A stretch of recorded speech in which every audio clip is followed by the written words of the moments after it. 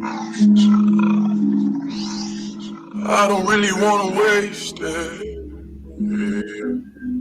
I don't really wanna waste it.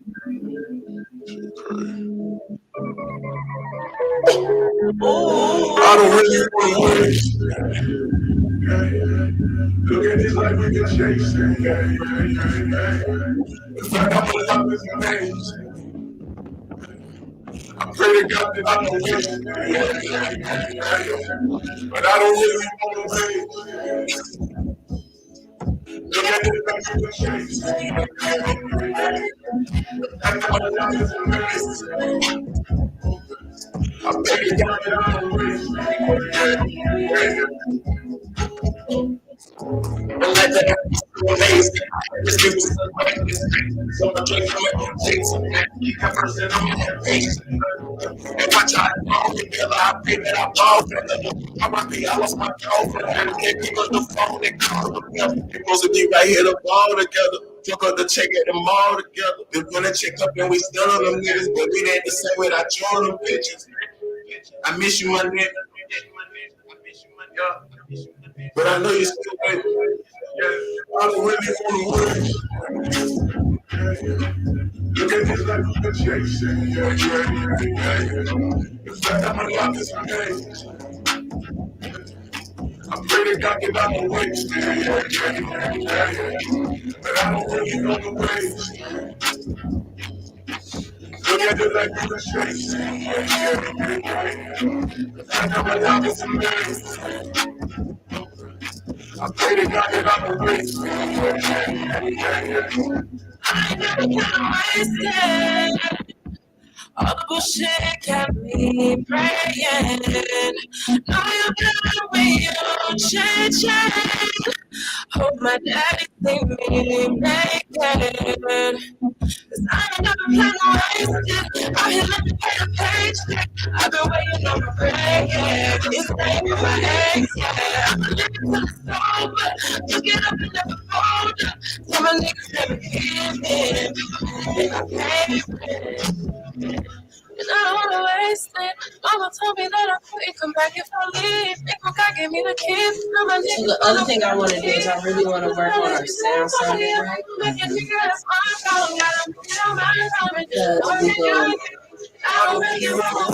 I couldn't download the contract to read it. But I don't know if it was this what you had. Hold on, wait. We can hear it.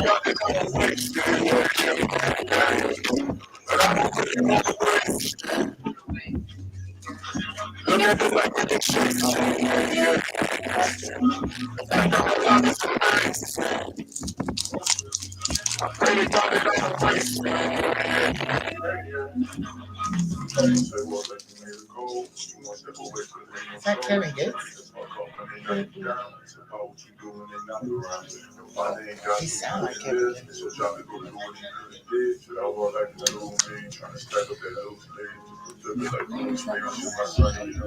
Did we mute this? Yeah, let's mute it. Is your phone?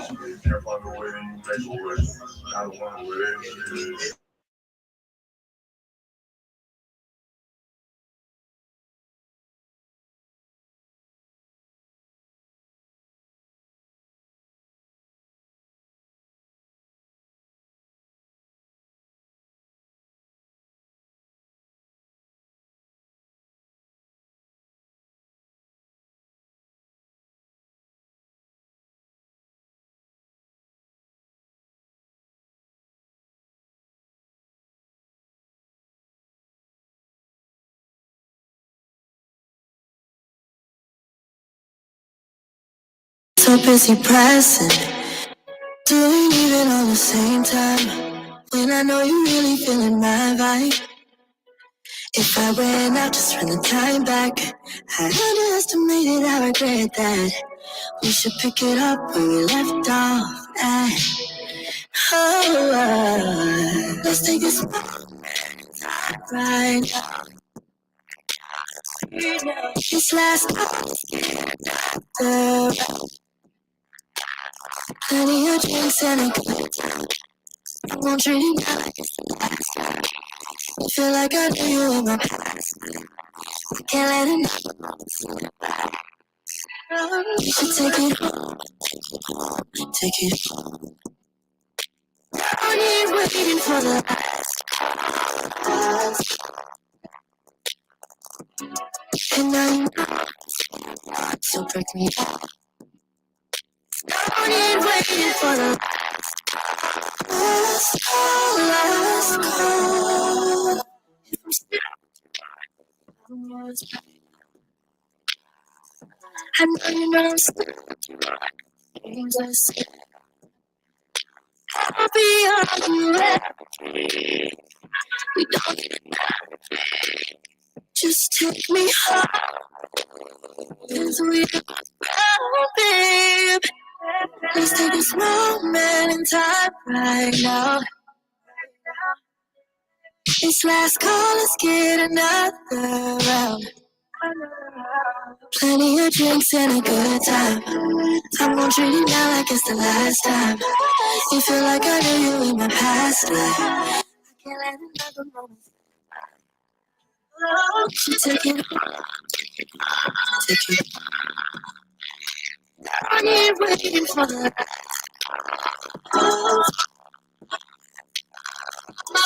and now you know. So take me back. I ain't waiting for the last call, last call.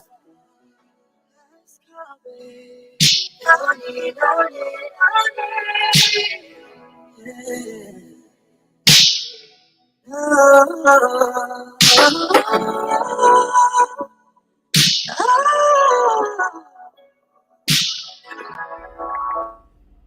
You are now tuned in to Hits 92.3 ATL, the real definition of internet radio. Download the app in the Google Play Store or the iTunes Store and make sure you tune in each and every day to all of the dope shows that we have on this platform. Ew.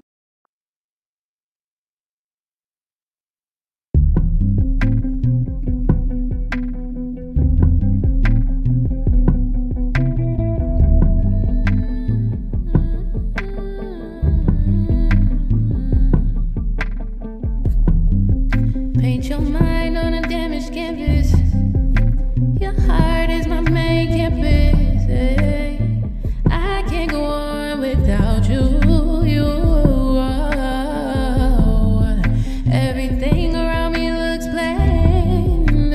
I don't know, I'm scared of it. Stories whispering in the wind. I take from it as much as I can stomach.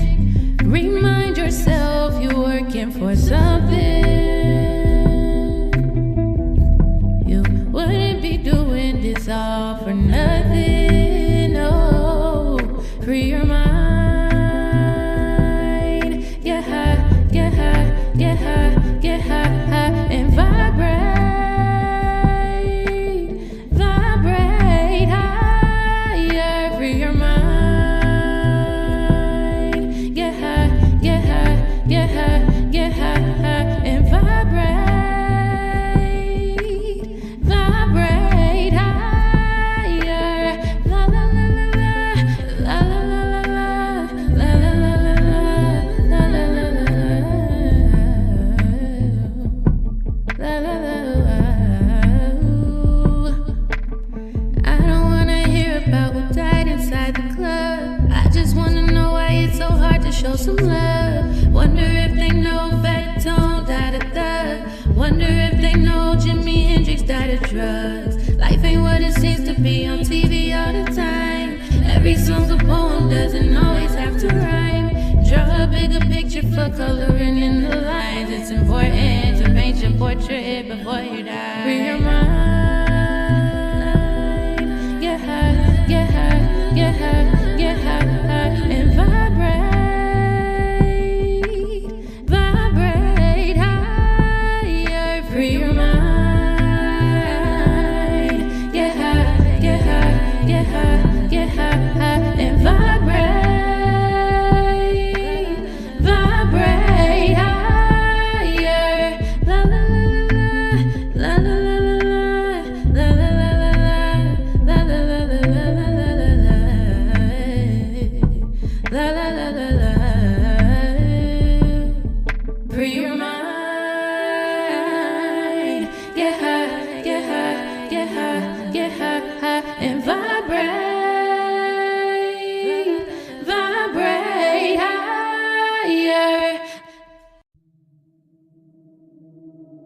run my business and do ratchet shit with my friends. And that's it. That's it. That's it. You are now tuned in to All Hustle and No Fear with your girl, the Hood Unicorn. Come on, let's go. Back against the wall, last name against the rope. Middle finger stretched, if you thinking it's a joke. Tell my friends I'm about to blow, about to blow, about to blow, about to blow, about to blow, about to blow, about to blow. Good morning, good morning, good morning. Hey, how you doing, friends? What's up today? Good morning. Hello, hello, hello. How ya doing? Did you miss me, friends? Because we have not been on for a while. Lord Jesus and crackers and Christ, how y'all doing out there today? You're right. We haven't.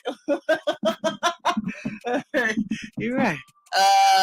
If you've missed me, it makes sense because we completely fell off for since Wednesday. Rerouted. Yeah. Rerouting. I don't know why Google just don't tell you, bitch, bust a U-turn. Right? If it talks to you normal. Yeah, hit a U-turn. Rerouting killing me. Don't reroute me. Just tell me to turn around. Just bust a U in. Right. Little dope boy navigation. Well, you know what? Actually, the one time it did tell me to do a U-turn, I got a ticket. For real. I got a ticket. Google will pay it. Yeah. All right. Good morning. I'm your girl, Sunshine Reigns, a.k.a. Griselda Blanca, a.k.a. Uni the Motivator, a.k.a.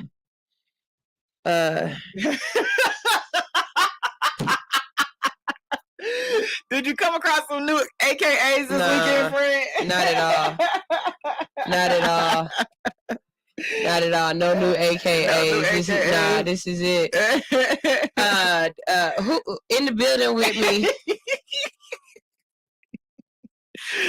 This is the episode when you drink your warm soup covered up in your blanket. Yeah.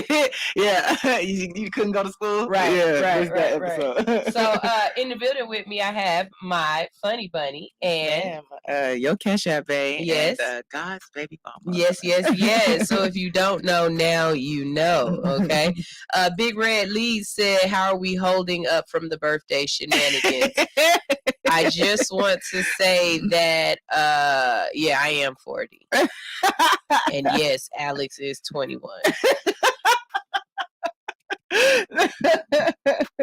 Because when I tell you I'm in recovery mode and Alex is just I'm still getting it. This is normal. Yeah, this is life. If you've watched my stories for what I allowed to show, because I definitely couldn't show everything that was going on. Somebody hit me and was like, if this is what you could show, I want to see what you can't. Man, no, you don't. That's paid content.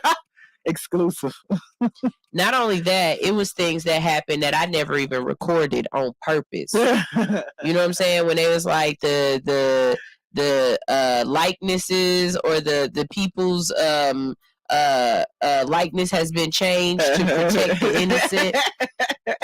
It was definitely one of those situations where we were trying to protect the innocent. I definitely gave up on my camera about 2 hours in. I was like, fuck. One of those nights, you're going to have to use your memory. Yeah. And the police report. So I think for me, what was one of the best things of it all was that just everywhere I went, the love that was shown to me was truly, truly genuine. Mm-hmm. You know what I mean? Like the people who came, the people who popped up, the things that I did. And I found not one, not two, but 3 new restaurants. Yeah, 3 good places. 3 good places. So, okay, let's go through this. So, Apartment 4B, I think that's what it's called. Mm-hmm. That's what it's called? I think. Okay. That place right there, oh my God. Yo, who knew that you could take Jamaican food or Caribbean food and turn it into a 5-star restaurant? When I say this place is absolutely beautiful, you definitely need a reservation Like for real, I get a just pulled it up reservation. online. Mhm. Yes, the ambiance on the inside is beautiful. This is not like I was looking at some people the way they were dressed, and I was like, y'all need to pick y'all food up and leave. Get out of here. Like they should have had a maitre d' to be like, those shoes, those are the shoes you wore with that dress. No, you can go home. Like I really expected to have seen a celebrity or two in that building, and there probably was. I just was, yeah. So that was absolutely great. We also went to Cafe Intermezzo's, and we just went for coffee. Favorites. Yeah, we just went for coffee and cake and cheesecake, and it was great. And I of course sprinkled my own confections Toppings over the top of my cheesecake and dipped some in my coffee in my hot cocoa. That was very nice to the waiter because he was a cute little white boy. Okay, And then he made me feel special because he carded me because I was like, it's my birthday, and he was like, how old are you? And I was like, 40. And he was like, you're lying. And I was like, here's a mushroom for you. Little cute guy. It's your tip. Yeah, I know, right? I went to a Mexican Lindo. As Alex says, all of them are called the Mexican. It don't matter what Mexican food you get, and it's called the Mexican. If you're black folks, it's the Mexican. Man, when I tell you, I knew I was in a real Mexican spot. I was over off of East West Connector. I knew I was in a real Mexican spot when the hostess didn't speak no English. Oh yeah, that's when you know the food gonna be good. It might be a little dirty, but it's gonna be good. No, they had an A rating. Okay, we looked for those. Okay, A rating. They had like a 93. I was like, bet. That's what's up. Yeah, yeah. I ate good. Okay, that was really nice. And then so Alex took me to this place called Thai and Sushi. East Atlanta Thai and Sushi, yes. Yo, for the sushis that I did get to eat, it was good. But I didn't get to eat all of my sushi because they plotted against me. They plotted against me, but it was a good plot because they made sure my stomach lasted. That's one thing I will say. I didn't throw up. Yeah, that's good. I made it the whole weekend. That was great. You know, add to it that on my birthday after the show, I was told that I have another interview. So you guys make sure y'all stay tuned today because we'll be having a secondary interview with Senator Raphael Warnock. A little follow-up action. Yeah, a little follow-up action. Sunshine got that comeback. Baby, if you touch me, you're going to touch me again. Okay? And that's talking to me too. But I really would like it this time around if you, the people, have questions. Okay? And please don't come with those regular questions where y'all know y'all trying to like make him sound crazy or whatever. I can't ask those questions. Okay? Ask real ass questions, and I definitely will relay those questions to him and give him an opportunity to answer y'all questions. I really want to ask him, you know, how did you feel about the opposition not showing up the second time around?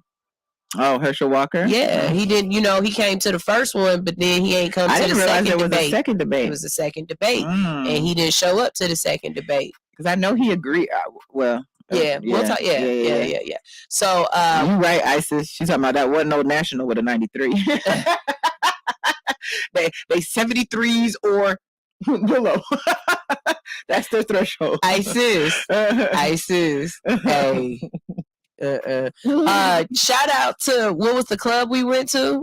10. Okay, shout out to 10 because the Yeet Master himself was in there. Dance machine. But I will say that y'all ran him up off the floor if nobody recognized that.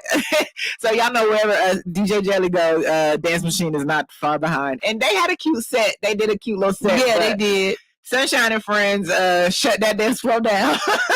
They don't call me the party starter for no reason. It's the walking in sober for me. Man. Y'all better run over to these stores before they disappear. Man. Yo, Ask me a telegram. I'll send them to you. Yeah. I might. I'm taking you charge $1. Y'all gotta pay $1 for these stories. Y'all want the whole shebang? It's one where it's like 15 minutes long. And it's not the foreground that you got to pay attention to. It's everything that happened in the background. Yo, we some assholes. One of the waitresses dropped a plate or something. Here goes Sunshine. Yeah! We all start cheering. But if y'all don't know, the bar was shut down at that time. For whatever reason, 10 of us were. We picked up random strangers and made them a part of the crew and then refused to leave the bar. And I'm pretty sure we did some 420 things in there. Yeah, we was dancing on the bar. Yeah. It was definitely a Coyote Ugly situation at the bar. It was great. It was great. We also had Drumline. We did a DJing too. I don't think you saw that one. Definitely. Husband won't see that video. But we was in sync though. I don't either. My wrist. Yeah, we was good. We know how to play it. We know how to play it. Nickelodeon.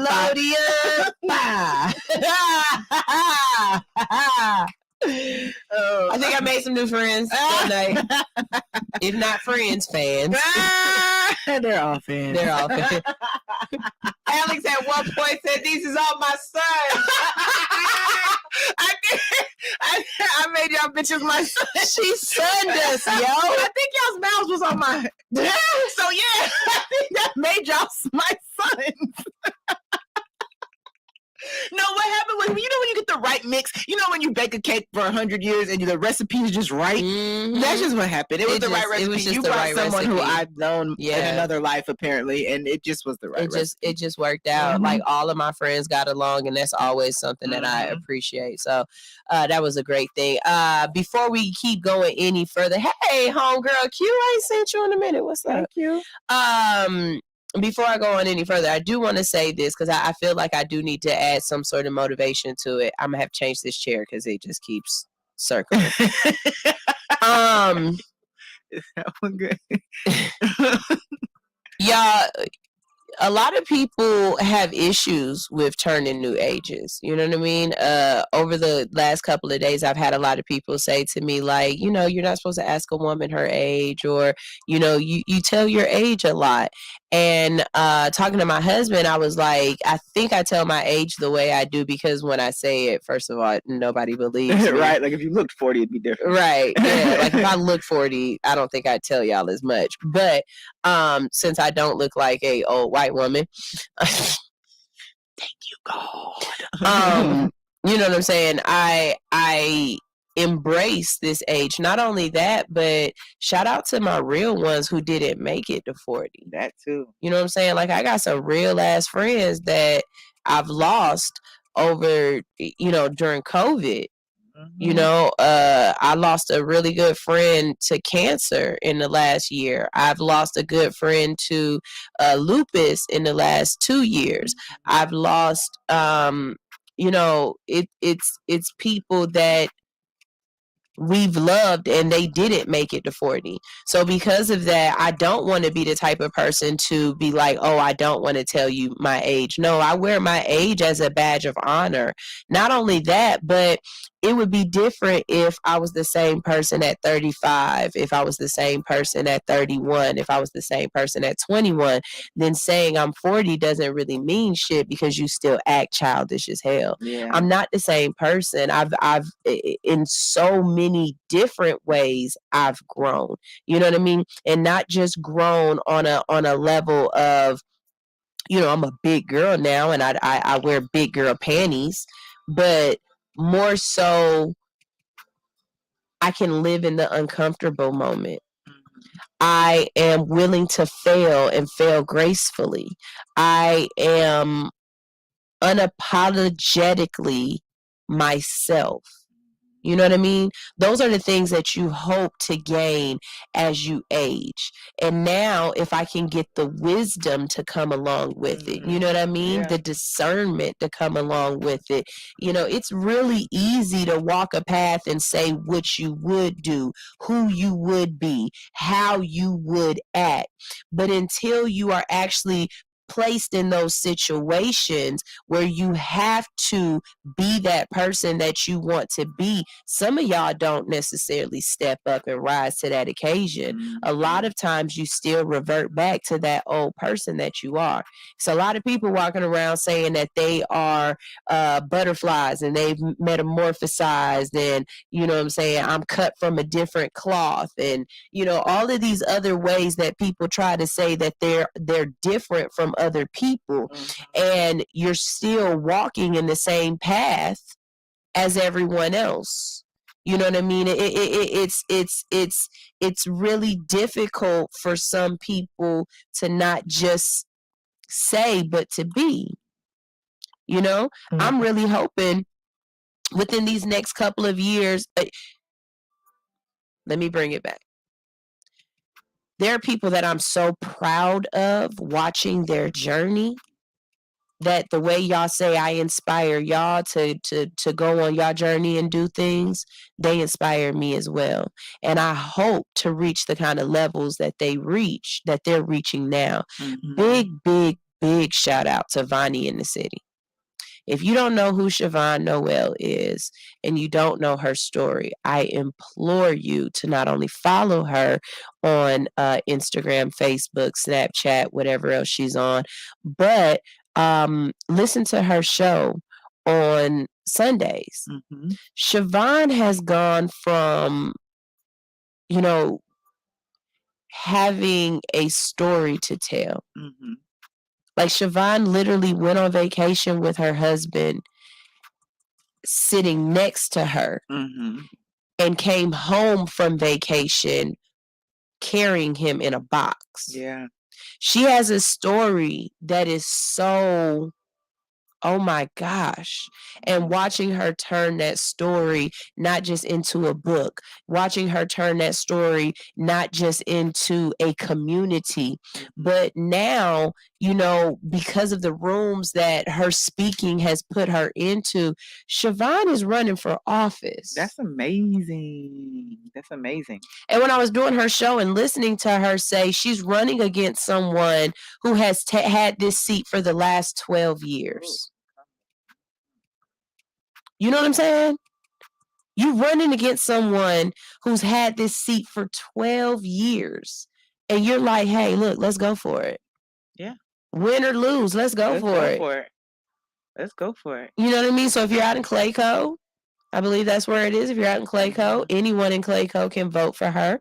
I'll make sure to get, but she's not running for another 2 years. She's got another couple of years to do it. But what she's doing now is the precipice for the jump. Yeah. You know what I'm saying? She's standing on the ledge of like, okay, I'm ready to do this. The respect factor there is amazing, because I don't know if I could run for office. Yeah. You know? Yeah. I mean, yeah, I don't know if I could run for office, but I definitely would love to be a part of the political realm in a way. You know what I mean? Do my part. And that's what I am trying to do. If you watched this show a year ago, listening to me say I was trying to get Miss Moore in here. I was trying to get why his name can't come to my head? Kasim. Yes, Kasim Reed. I was trying to get Kasim Reed. I was trying to get, you know, different people in political realms that I tried to get Andre Dixon. I actually talked to Andre, but I got to him way too late.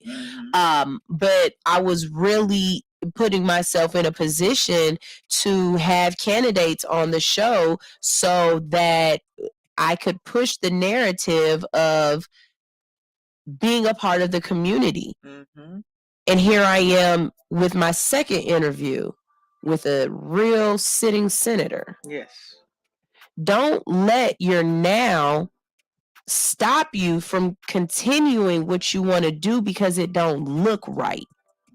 See, it's a lot of people right now that have a vision for where they're supposed to be, but you're willing to shoot yourself in the foot because you're not there yet. And I don't think y'all really understand where I'm coming from with this. See, life takes time. Sometimes the people that you want to work with ain't ready to work with you. Sometimes you think you know what you doing. Mm-hmm. You believe you know what you doing, but you ain't failed at it yet. You ain't cultivated it yet. The real good food take time to make. You can't just get up on Sunday morning at 7:30 or Sunday evening at 7:30 and make Sunday dinner. Grandma started chopping vegetables on Friday. You know what I mean?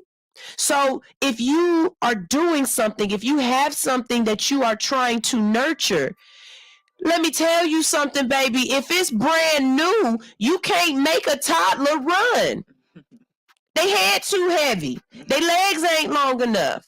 And some of y'all shit is still toddler. And you wanting it to be a teenager. And so you treating that toddler like a teenager. And guess what? You gonna shoot yourself in the foot.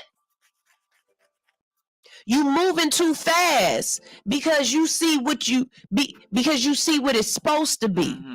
And you not willing to work in that moment and understand, you know, I gotta work in this. This is a whole thing where people are saying, y'all don't want to be interns no more. And let me say this. I'm not talking about free interns and, you know, people using you. But there is something to say about being an apprentice. It takes 10,000 hours to master something. No one can give you that 10,000 hours in 2 weeks. We can't just sit you down right now and say, here is all the information I've ever gotten. Let me give you all of it right now because you're hungry and you want it. It don't work like that. This takes time. For everything that I've learned to do with this show and everything that I'm doing with this show, it has taken time to become the show that I am.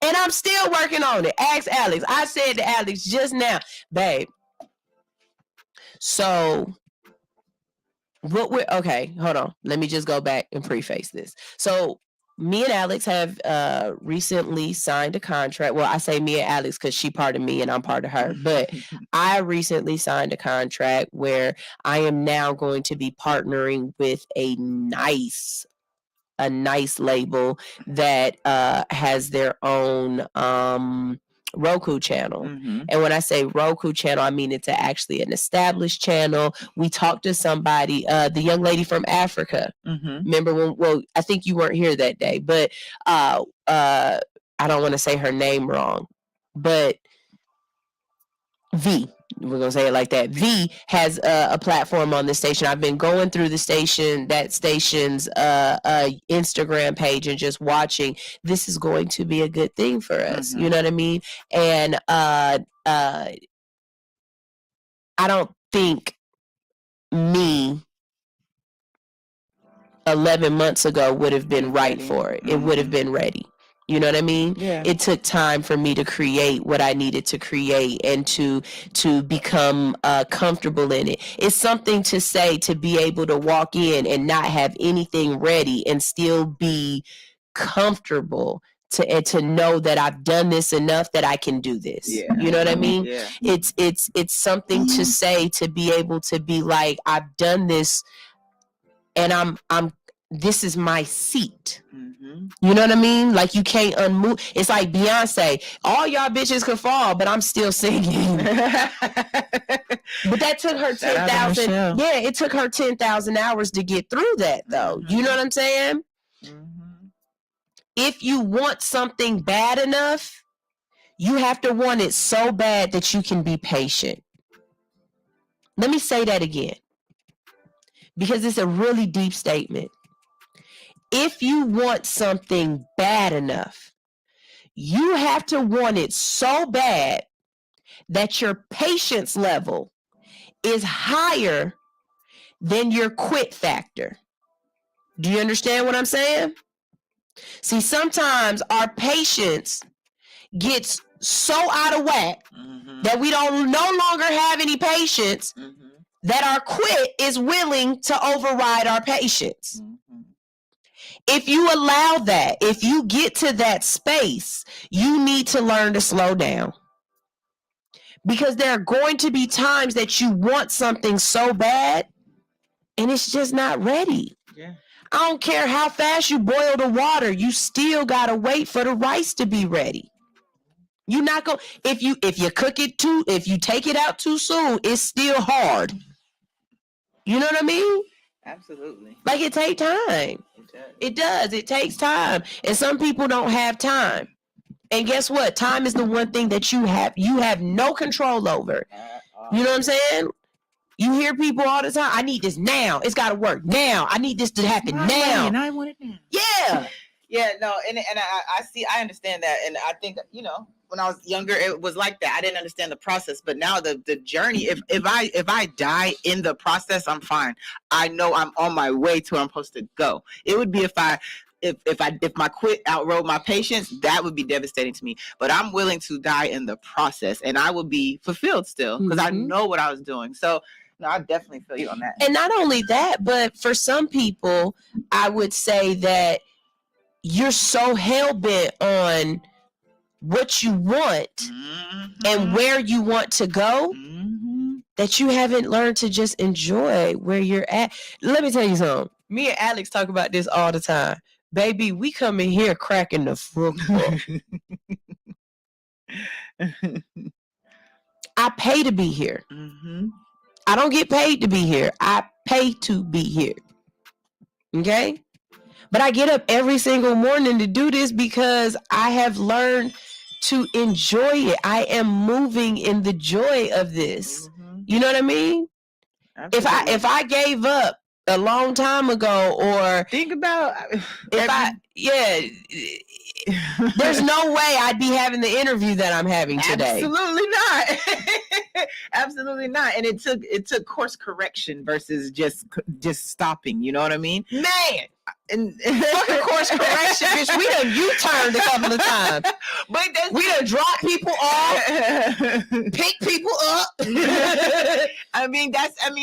What you're saying is really speaking to me too, because like I started with Big Girls Move 3 years ago, trying to do what I was able to do yesterday. 3 years. I was in the position. The people around weren't the right people. So I did my own thing, but my own thing turned into radio. And then it transferred over to here, and now full circle comes Big Girls Move back again after I've established it. It just you could say what you want, you don't know how you're gonna get it. You know what I'm saying? You can tell, you got all the ingredients, you don't know what the hell the universe, how they gonna present it. And that's another thing. Sometimes you gotta be a cook in somebody else's kitchen. Truth. Like, and what I mean by that is, Alex explained to me she had her own show with a whole nother person where she was the talent. She was she wasn't a producer. She wasn't in the background working and able to just talk on the mic like she does here. She was the show. That just wasn't necessarily right for her in that moment.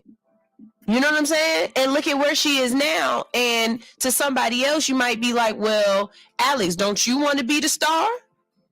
But that might not always be where you're supposed to be. Maybe you're supposed to be in the kitchen, but you ain't supposed to be the cook. Sometimes you might chop vegetables better than anybody else. Sometimes you might not be a main course bitch. Maybe you burn the steak every time you make it. You can't tell the difference between medium rare, and motherfucking vampire. Yeah, that's all perception too, because like you looking at it, it's all perception. You might make a great cake though. I do make good cakes. You might be a good bartender though. But it's some of y'all out there who feel like it's not moving fast enough. I could do it all by myself. I got this. And you run out and you realize there's steps in there that no one can teach you. You know what I mean? Y'all want the sauce and you just want it as like written down as a recipe, and it's not a recipe. It's the ancestors told me to sprinkle this bitch in. Think about the Bible. The Bible is supposed to be the sauce, right? Look Right. how many ways it's interpreted. It's the same thing. You know what I mean? It's like you can't give it. You can give them the sauce, but it's just how does the sauce taste on you? Right. You know what I mean? It's different. Muslim It's very oil different. smell different on all y'all motherfuckers. Yeah, some of y'all think Baccarat is for you. It's not. Just because it smells good don't mean it's for you. Everybody can't wear white diamonds, bitch. You know what I'm saying? Yeah, white diamonds. You know? Ooh. But I mean, I look at it like, okay, just take my homegirl, for instance, right? My homegirl, she started off as a person in the classroom. Now she's elevated to doing other things, but without her being in the classroom for the time that she was there to learn the sauce that she learned the way she learned it, she couldn't move in the places she's moved into and do the things that she's doing. You know what I mean? It took that time.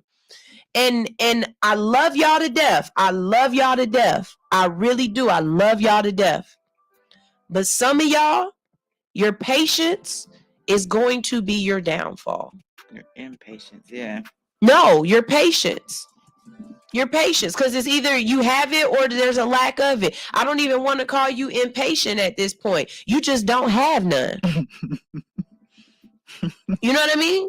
Mhm. Like the people who be like, I need 30,000 people following me. Well, baby, I don't, unless you showing coochie or dick, Ass and titties. you're not gonna get 30,000 people following you on Instagram tomorrow. And if you go the instant route, it don't count. It either. don't Yeah, count. you're not gonna have comments, interactions, nothing. Just a number. I actually unfollowed somebody a couple of weeks ago because of that. You realize there was a. No, I knew it from jump. Mm-hmm. But after a while, watching that person try to explain or make it seem like they had all the followers was irritating the shit out of me. Yeah. Because every time they posted something, it was making them seem like they had it. Mm-hmm. And I know this person, and I'm looking at the comments, and I'm looking at the numbers, and I'm like, you paid for this. Mhm. I'm not gonna add to your realness. Yeah. Because Stay with the bots. Yeah, I'm authentic. Good morning, teacher Shivy. He said Hey, it's not Shivy. even patience; it's faith and works that they lack. Mm. We've been looking for you for this birthday weekend too, Shivy. Man, Chevy. Mhm. I would have partied with Chevy. Man, I was trying to get in that Monte Carlo. I would have partied with Chevy. Shivy would have had fun. Yeah. Shivy and friends would have had fun. Okay. Ting, ting. The way we had fun, Chevy and friends would have Shivy and friends would have fun. Definitely. But one thing that I have learned with this show is consistency. Mm-hmm. One thing I've learned with radio in general is that consistency along with what's the word I'm looking for? I mean That thing that word, Pitbull has. yeah, tenacity. Yeah, that But tenacity. no, my brain is saying like I guess consistency along with discipline, but discipline is consistency. Yeah. You know what I mean? Like I'll tell you what I mean. So I know a couple people who have podcasts, right?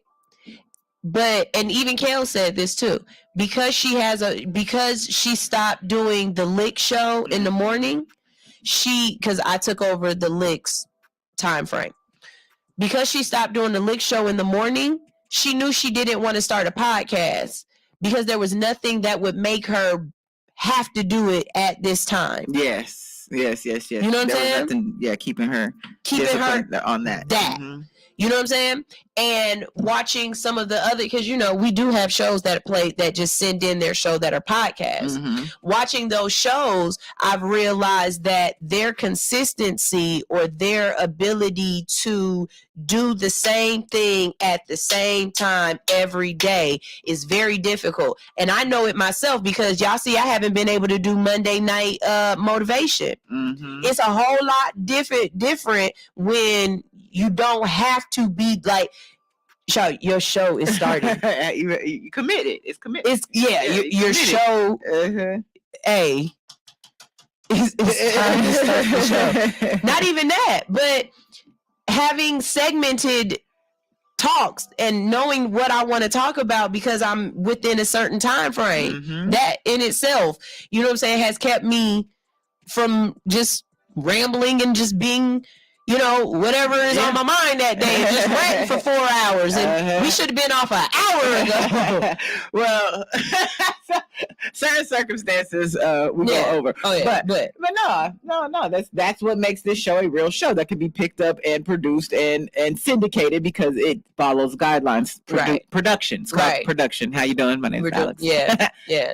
So with that being said, you guys will be able to see this production very soon on Enterprise Theater Network. That's what they are on Instagram. I'm very, very happy to be a part of their group now. Trust me, commercials are about to change.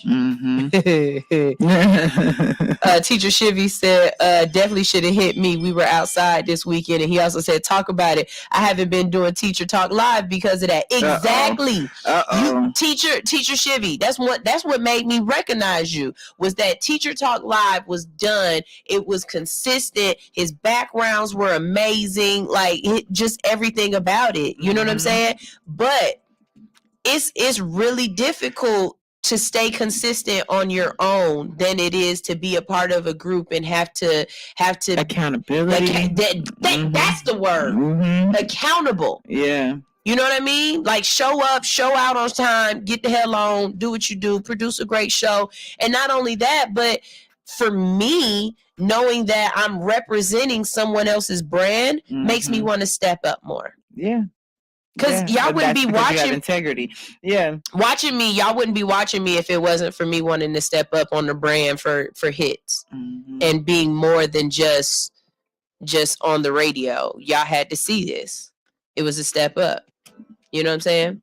Chivy says the hardest person to hold accountable is yourself. Man, well, Chivy, now that you're on here, let me say this to you because I know you'll definitely send us some great questions. Around 8:45 today, we will be speaking with Raphael Warnock again. So some of the questions that I definitely want to ask him is about his opponent. And should we ask him, how did he feel when he saw the badge? Yes. We got to make sure we can ask. Can we say that? I can say it correctly. Like, you know, standing on the podium, what were your thoughts when your opponent pulled out the badge? The badge, right. Yeah. Because honestly, this election is playing out in social media. You know what I'm saying? It's playing out in the memes. Ask about the badge. He has some good points, though. He says the hardest person to hold accountable is yourself. Why is it that we would work harder for other people than we would for ourselves? And I think personally, it's easier to give myself an excuse than someone else. I could wake up and be like, shit, I don't feel like it, and roll right over. But I have to get up and say, hey, sunshine, I don't feel like it. And I can't do that because I've committed to you. I hold myself accountable for you. So, and it's funny because it's the same thing with me. The mornings when we call each other and be like, we just can't do it. It's never one person can't do it. Both of us have to agree. Okay? Because if she calls me and she's like, sunshine, I can't come in, I'll be like, all right, bet, I'll see you later. And I'm still going in because I got something to do. But the mornings when both of us are like,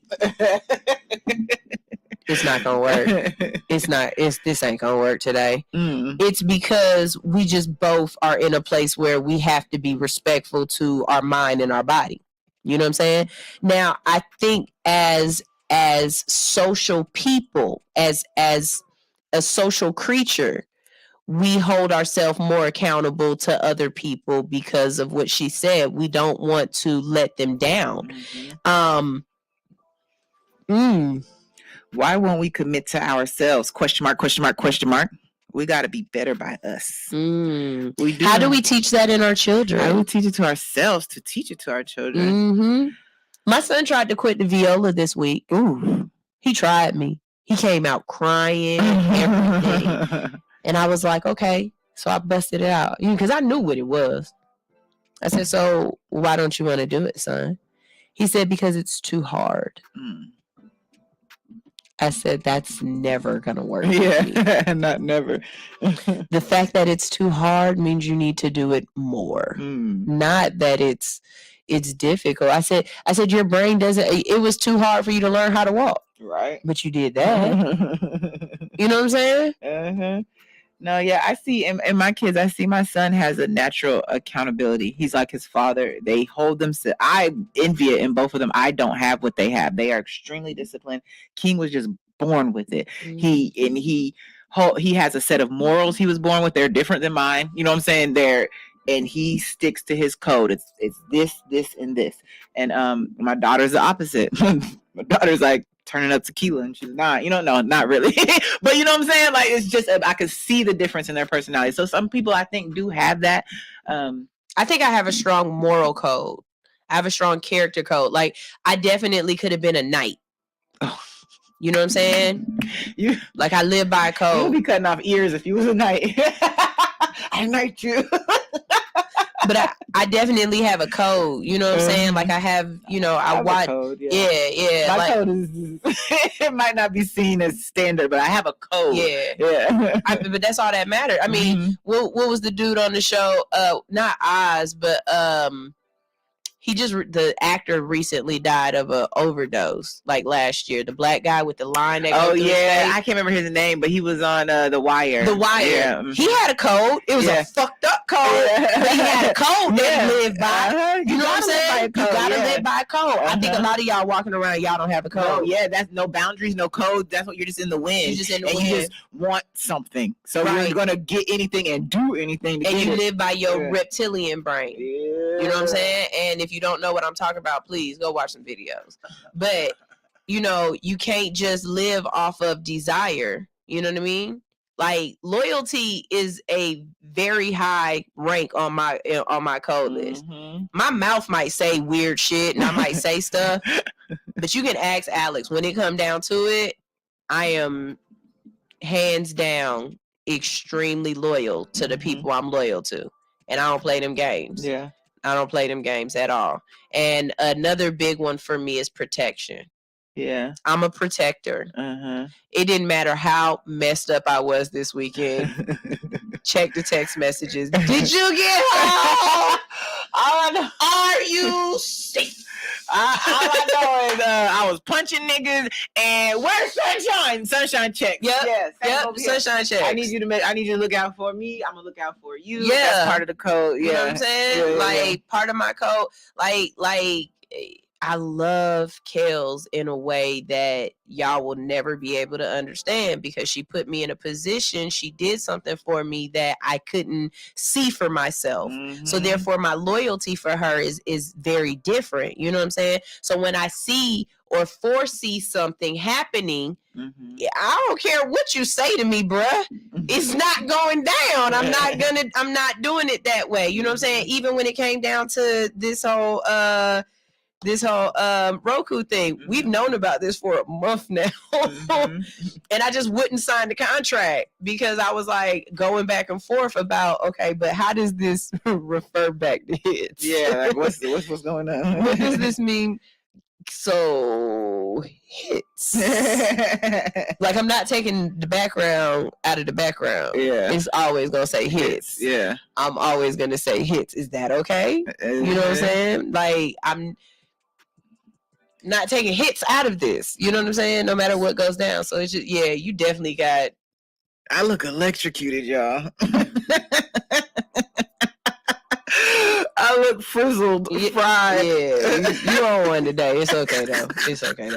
But with all that being said, I had an amazing birthday.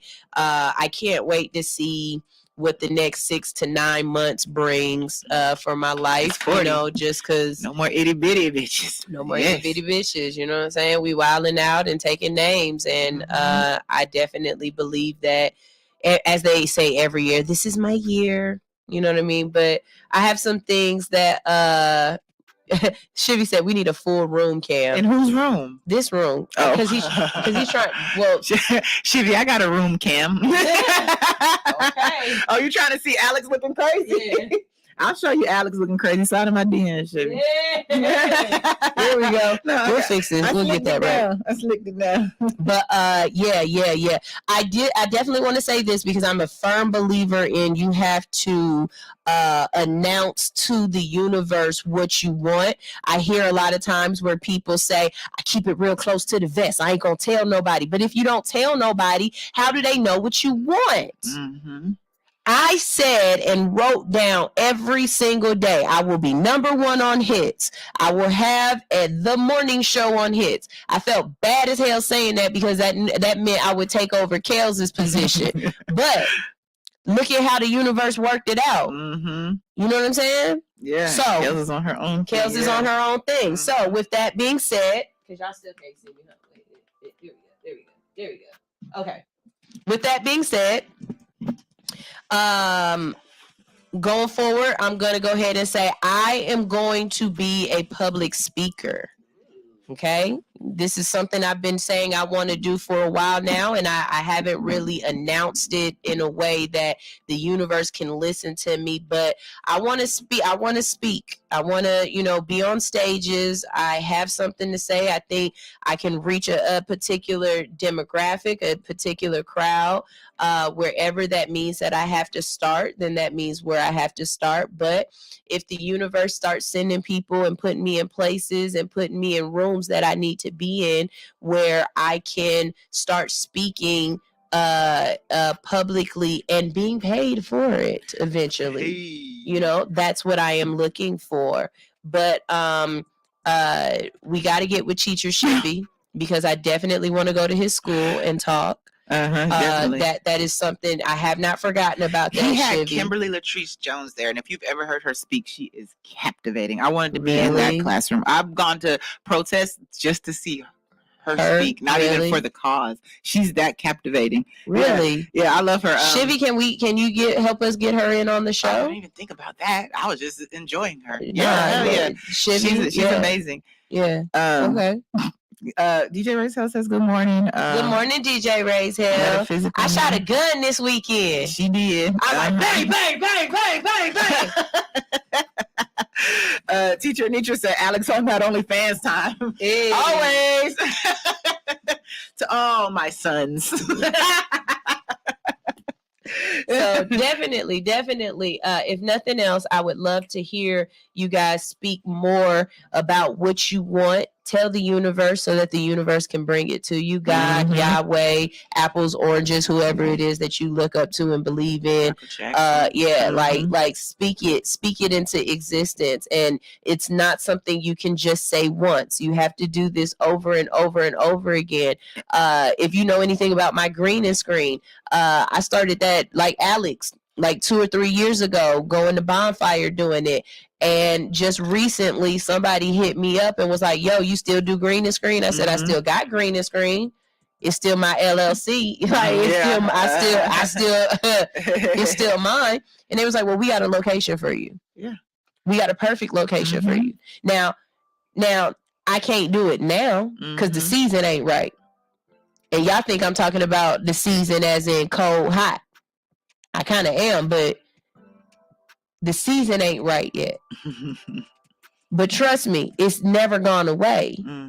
Some of y'all got things on you that should never go away, and y'all letting them go away because you don't see that it takes time. You know what I mean? Like, I put it to you like this. It's men that's looking for wives, and they wives just ain't been born yet. Oh, shit. All right, on that note.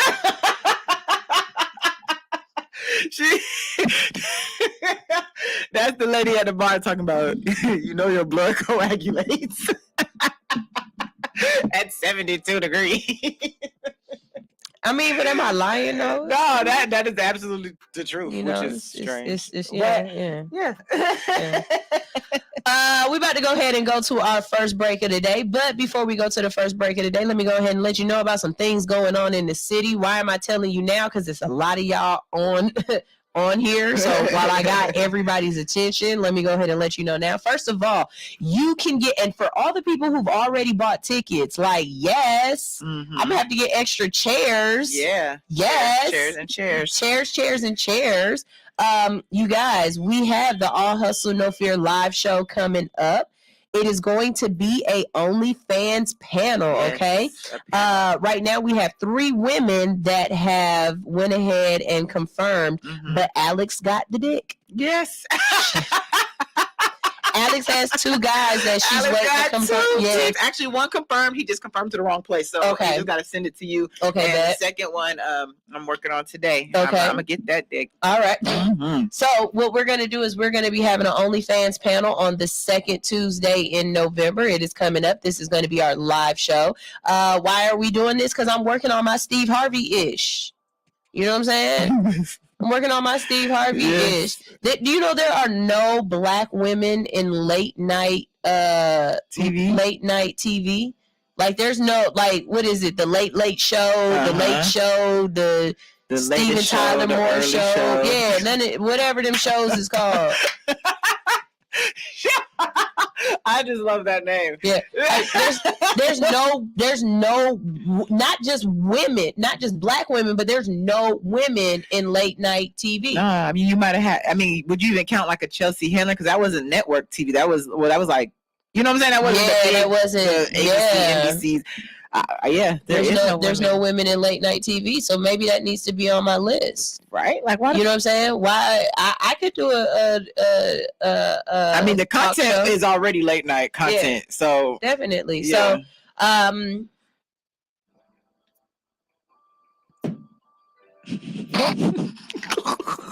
my brain is saying my brain is saying medicated speaker, but I mean, I will be medicated speaking, but that's not what I meant.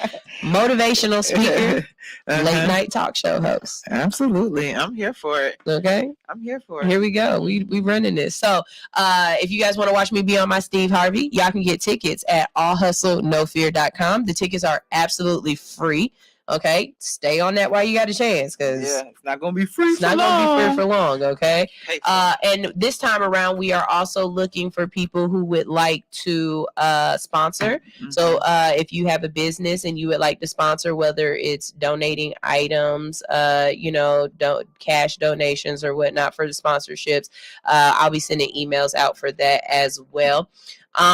Be in the building, ask questions. This isn't about sex, it's about business. Okay, so we're not going to have anybody out here like doing demonstrations. That's not what we're here for. We're here to talk about the business of OnlyFans. You know, what is it like being on the platform? How difficult was it? What is it like being in relationships and being having an OnlyFans page? You know, the good, the bad, the ugly of it all. So, you know, definitely be in the building if you want to talk about sex work. If you want to talk about just the, you know, the feet, the hands, the eyes, whatever it is that you're trying to, if you're trying to understand it, you know, or if you're trying to network, this is a really great chance to network. Yes, it is at 7 a.m. in the morning. Yes. Why? Because we're opening up. I mean, it's an untapped market. We're opening up an untapped market. You know what I mean? So we're going to do what we do.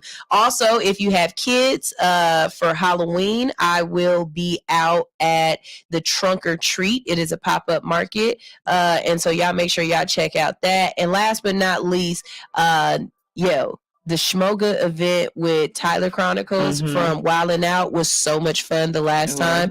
I'm doing it again. Okay. And that was one of those places where I started doing motivation a motivational speaker, but in a different way, because I was the meditation of it, because I was the person. I was like, okay, I want you to breathe in, I was like, breathe in all of the baby smiles and laughs and unicorn farts, you know what I'm saying? And breathe out all of the bullshit, breathe out the haters, breathe out, you know, just anything that you're holding in that you don't need. Yeah. You know, and so, let it go. You know, so shout out to Tyler, who had us cracking up. That's really a good part of yoga, is to be able to laugh. You know, you gotta let that out. And the yogi that's there, he's amazing. I always like watching him because he go do naked yoga. Oh, Okay. Yeah. Little naked yoga. Okay. Yeah. You know what I'm saying? So we'll definitely talk more about what we have going on in the city that's litty, that ain't shitty, especially if you pretty, around the end of the show when we do what's happening in ATL. If you have something that's happening in ATL, let us know and we'll talk about it. We're going to go ahead and go on our first break of the day, but I will let you know, even though it's Monday, I know you're used to finding out who got fired and who had boss moves, but the weekend was long. Yeah. So we're going to run Friday's show today. We're talking about Make It Make Sense. Mm-hmm. Okay. What else we got? We got Make It Make Sense. We've got some, I think I got some science because I wanted to do science last Friday. Yeah, some weird science. And we definitely have some Ask the Hood, and we have a conversation with Mr. Reverend Raphael Warnock, aka Batman. That's my name. You can't call him that. I can call him Batman. Okay. Under Make It Make Sense, we've got Kidnap, Asian Money, and Florida Bobbit. We're gonna start with Florida Bobbit, so hurry back. Yeah. And under Weird Science, we've got Kill It Now. Hey. And RoboCop. Oh, kill that one now too. And what is healthy? Okay, so y'all make sure y'all stick around. This is All Hustle, No Fear. I'm your girl Sunshine Reigns. That's my funny bunny Alex, and this is Hits 92.3, the real definition of internet. Wait a minute, let me find a music video. Radio. Hey, I'm playing Ace Red, No Handouts. I saw him on Thursday at a restaurant. Was like, I know you. I play your music.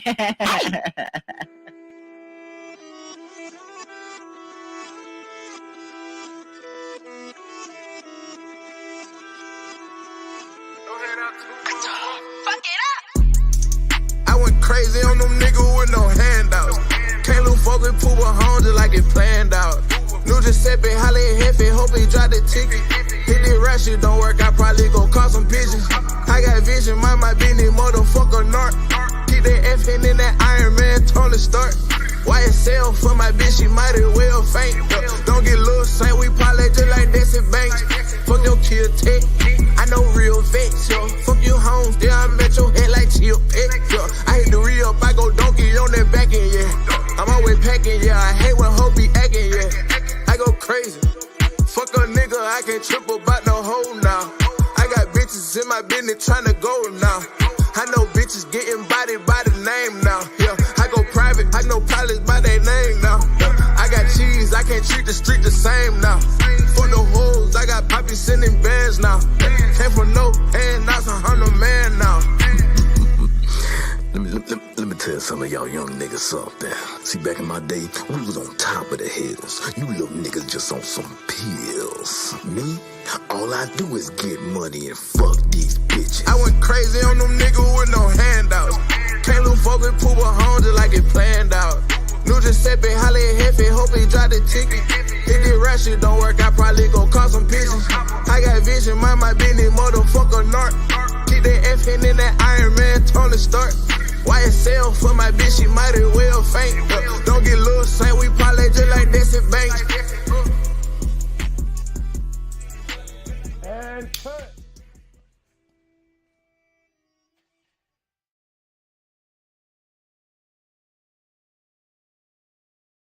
In the world to be on top of the motherfucking moon. From the Dexter to Willie Ian and Ken the Misfit, featuring the legendary Music Soul Child. This one is called Red Money Carlo. Keep it locked right here on Glass House Radio.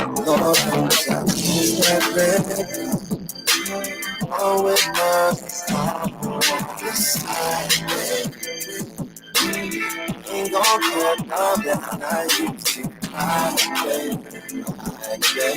Those words always on the side.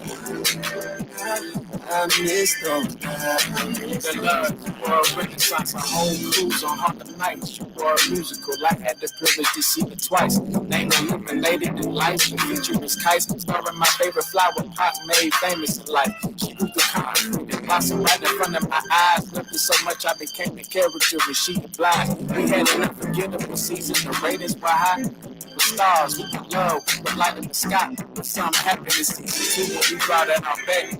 It was not the connection or even love that we lacked. But sometimes storylines change. It hurts when it's facts. I know that we ain't even talk, but I talk better than tracks. You were a renaissance, a whole cruise on all the nights. You were the breeze, you were the brush, you were everything right. Cheers to the love story that we were both in. Lord knows I missed the ride we both rode in. Lord knows I missed that red.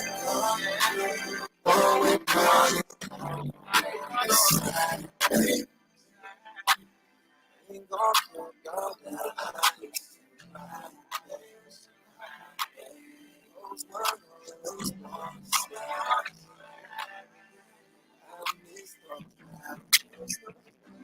remember the drive, we both decided like beach. But you inspired and classic, but you inspired to reach. We did something for the city, bro. We taught it to love.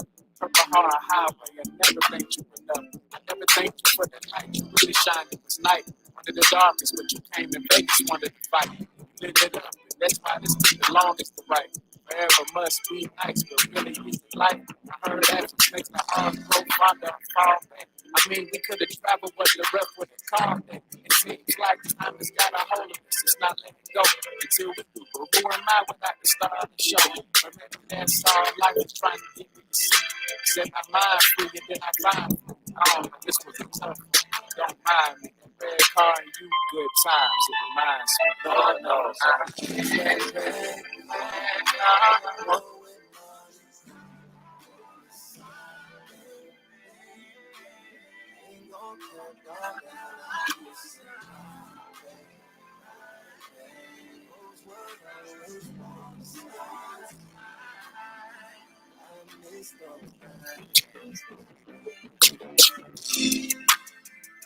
Red. Yeah, that's what we called it. I still have that car right now. I take it back down to Satellite Beach. That's what love was, you know. Roads a little bigger than me. Just the note to everything we did. Yeah. Lord knows I need that red. Oh, it knows on the side. Ain't gonna put down. Those were always on the side. I miss them.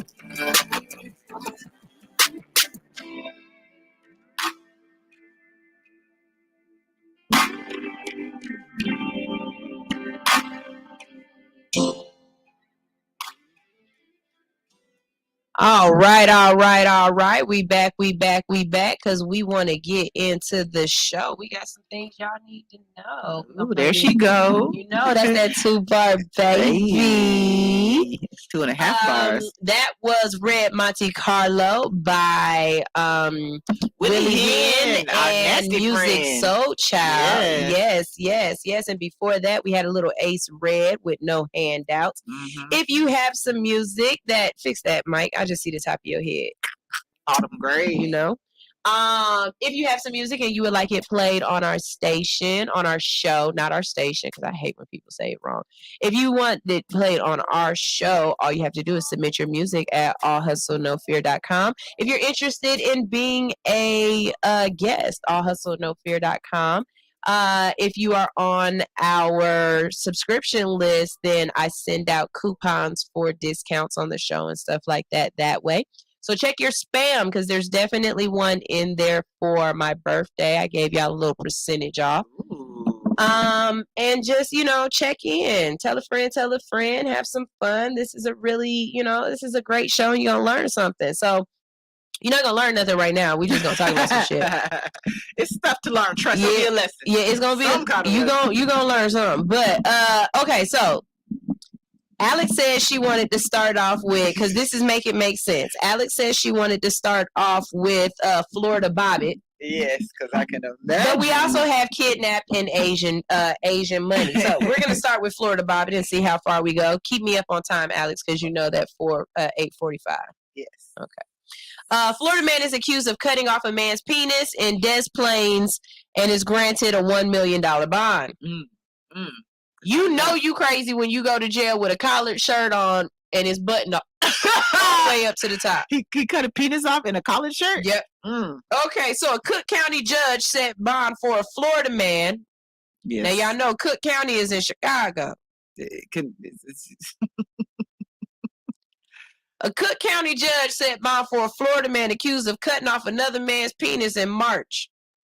Justin Foster, 28, of Tallahassee, Florida, has been held without bond since he was brought to Cook County in September on an attempted murder charge. But Thursday's decision brought by Judge Hanson to grant him a $1 million bond means he could be released awaiting trial.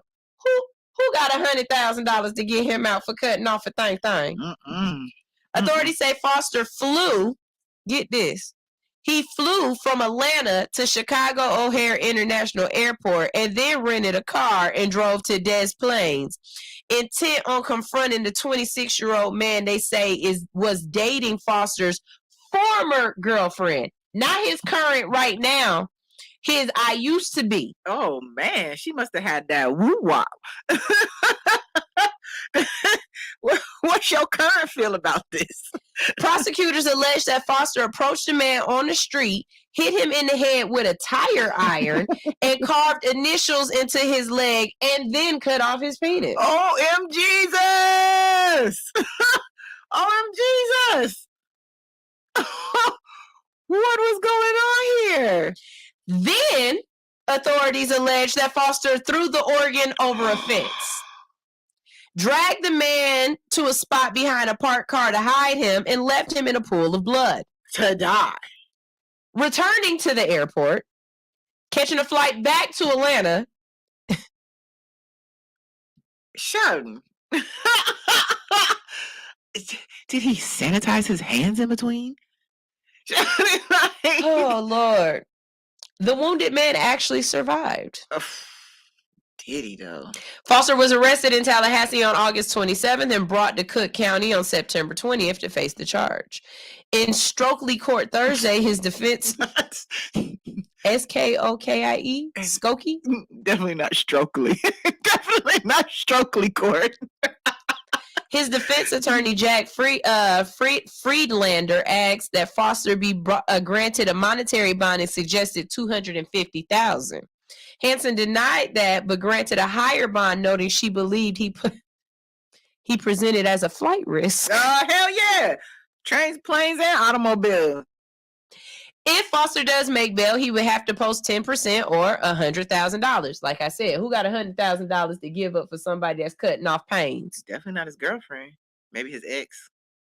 In arguing for a monetary bond, Friedlander said the case against his client is entirely circumstantial. No, it's not.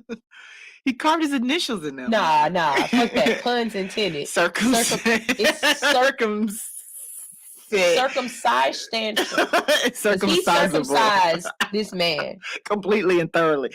There's no physical evidence tying him to the crime. Well, he threw it over a fence, sir. Which so no DNA. And that the victim might not be able to identify Foster as the perpetrator. Because he got hit with a tire iron from behind. This might be the perfect crime. Foster, who did not speak during the hearing, is entitled to the benefit of the doubt. Wait. Okay, yeah. That's what his attorney is saying. Yeah, I mean, he is. What is it? Innocent until proven guilty. Authorities said the man who was attacked was discovered by a passerby who called police. He was taken to Advocate Lutheran General Hospital in Park Ridge and was later transferred to Northwestern Memorial for his life-threatening injuries. They also said that the victim suffered permanent brain damage. Ooh. Well, look, you're going to have to suffer permanent brain damage after you lose your thing. Yeah, your thing is gone. Your thing is gone. You got to suffer permanent brain damage at that point. When you lose limbs, you still have phantom feelings and stuff like that. So you say when you if you lose an arm, you still reach for stuff with that arm. Your brain doesn't just get rid of that. So can you imagine what's about to happen? Like, can you just Teacher Nietzsche talking about, no, I grew up in Tallahassee. Mm-hmm. Yeah, well, I hope you didn't date this nigga. Right. Because he coming for you. Yeah. He coming for your man. Man. That's crazy. You know how mad you got to be to cut off somebody else? Like, know, he I had made to up a pull story this in my head. man's pants down. Like, sexual assault. Like, yeah. Oh, That's sexual wow. assault. Wow. Yeah, that is. That is sexual assault. But I already made up the story of why it happened in my head. Cause she answered a FaceTime. I was thinking she got burnt. And she called and was like, oh. And then he was like, what? And then he was like, I know I was fucking with you again. So he kind of got burnt too. He's like, I'm going to go avenge our burns. I saw in my head more something like he was trying to get back with her and she was tired of him calling. So she answered the FaceTime and Buddy was back there just yoking that ass back. And he was like, oh, that's what you gonna do with my thing? Well, I'm gonna take your thing. Yeah. Or yeah, it could have been like, yeah. Teacher, what you're talking about, he probably saw, he was like, is he big? That's what I was thinking, Anitra. I was like, she probably was talking that crazy shit like we do. Like, yeah, that's why his dick bigger than yours. He was like, oh, it is? Well, let me cut off about 8 inches of it. Red Words Love said, what the hell did I walk into? Well, he had remote control. The fact that you found him walking down the street anyway, you know what I'm saying? How did you get? She has something to do with it. Ain't no way you pull up on me with a tire iron and a knife. You know where I'm at, and you done took a plane, a train. So when you rented the car, did you say, do you guys have all of the items in the car that I need to change a tire? Right. Like did you bring your own tire iron? I'm so confused by this. I feel like he did. I feel like he went to the airport with the tire iron. I see it. Because he's crazy as hell. He's crazy as hell. All right. I'm not sure if Teacher Shivy is still on there, but Teacher Shivy, if you're on there, I'd like to know how you feel about this next story. Have you ever heard of Anna Mae Wong? No. Not Anna Mae Wong. I know those two words separately. Anna Mae. Well,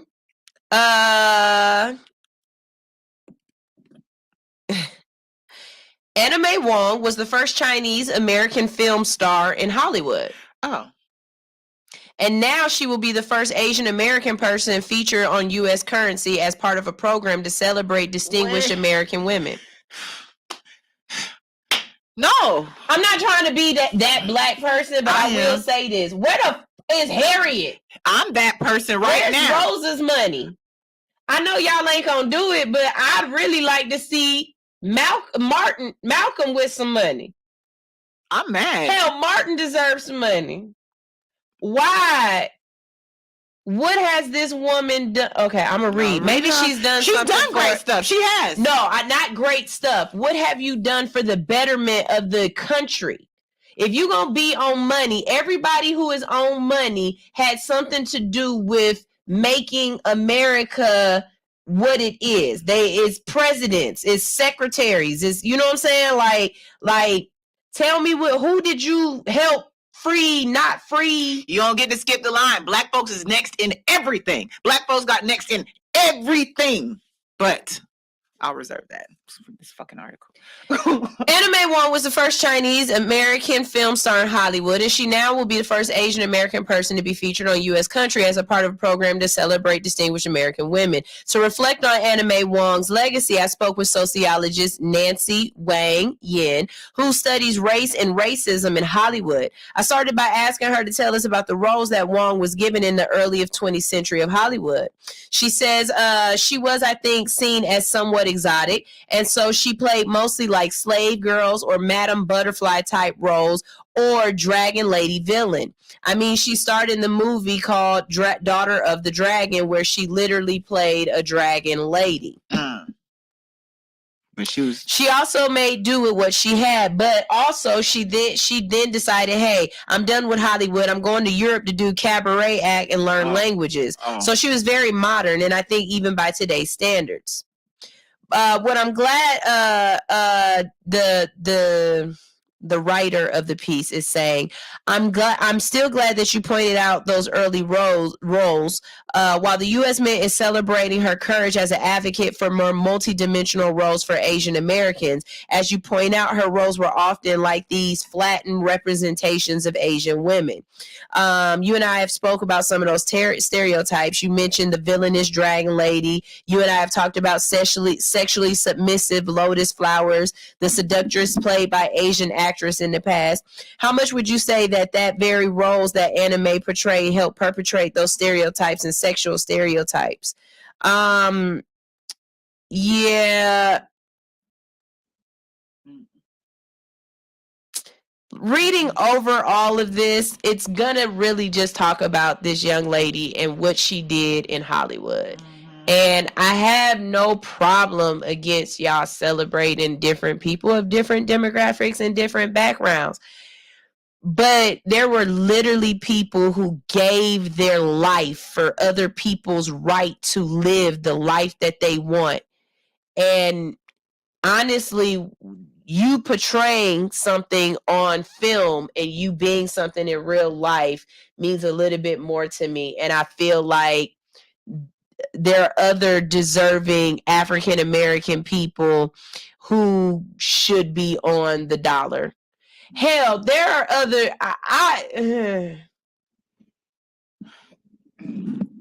if we really want to do that, then y'all could put some Jewish people. Schindler's List saved how many Jewish people? Put him on some money. You know what? I won't take away from what she did. I'm reading her bio over here. She did some great shit for some actresses. You know what I'm saying? What I cannot get over is that they should just skip the line, dog. You just skip the line. Y'all did. And if y'all met hers first before y'all met Harriet's, I'm not gonna say we gonna burn no money because we ain't stupid. But we gonna throw some quarters at somebody. Yeah, she had the option to leave and go to Europe. She had that option. She left America and went to Europe. You know what I'm saying? Like, yeah, we were still down here getting hung. So yeah, I'm sorry, I don't agree with you, America. But I'd rather, if that's the case, you know who I'd rather see on some money, on some real talk? Muhammad Ali. Hell yeah! If you're gonna do something like that, Yeah. Not only was he a boxer, and not only did he represent America when he boxed, he represented black people when he was boxing. He represented free. I'd rather you give it to Muhammad Ali. Mm-hmm. You know what I'm saying? Like it's so many other people that was more deserving. So many more people. And if you use a formula or a format, I could say she's deserving if you follow that formula or format. Great, in a sense, but there's so many people deserving prior to this. Yeah. Okay, so this one, it doesn't hit close to home, but it does hit close Capricorn. Hey, Latasha. Hey, Latasha. How you doing? Hey, Ricky ATL. Y'all heard about the black woman who escaped the man's house and said she was being held against her will?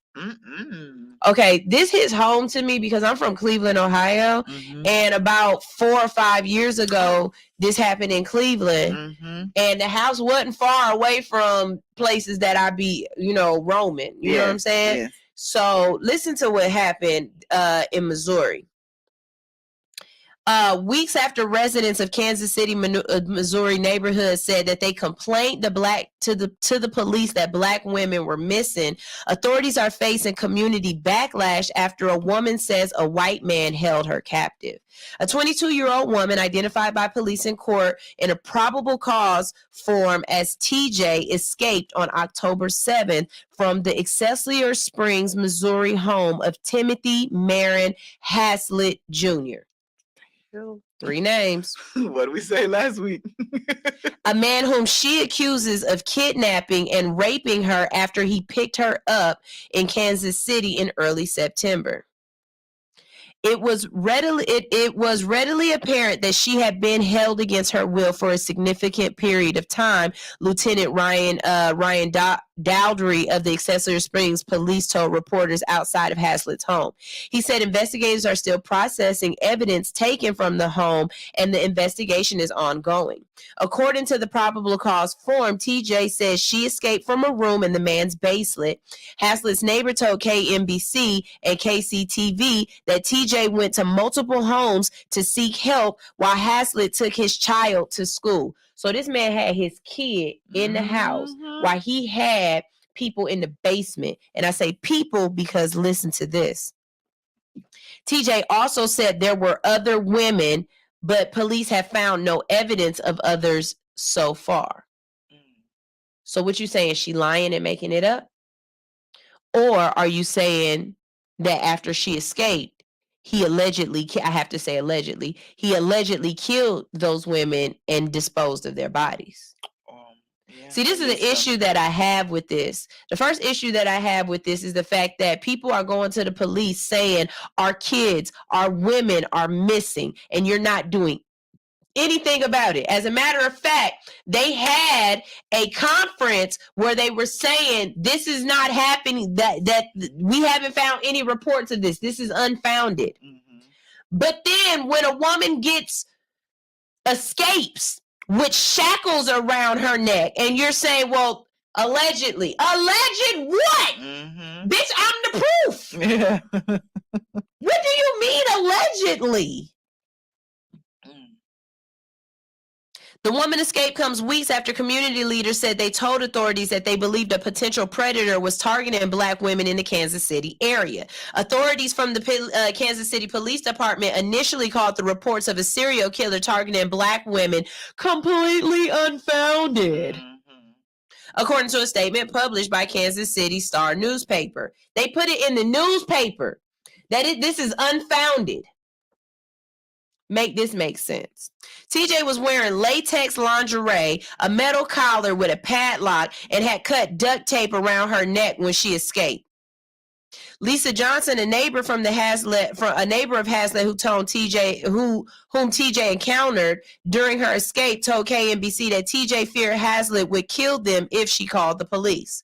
Johnson told affiliate that she called the police after TJ ran to another home for help. Why should I have to go to another home for help? I came to your house first. That should have been enough. That should have been enough. Why did this girl have to go to multiple homes? Like, I can't stand hearing people say that they are feminists and they all about women's rights. But when a woman needs help, you not right there.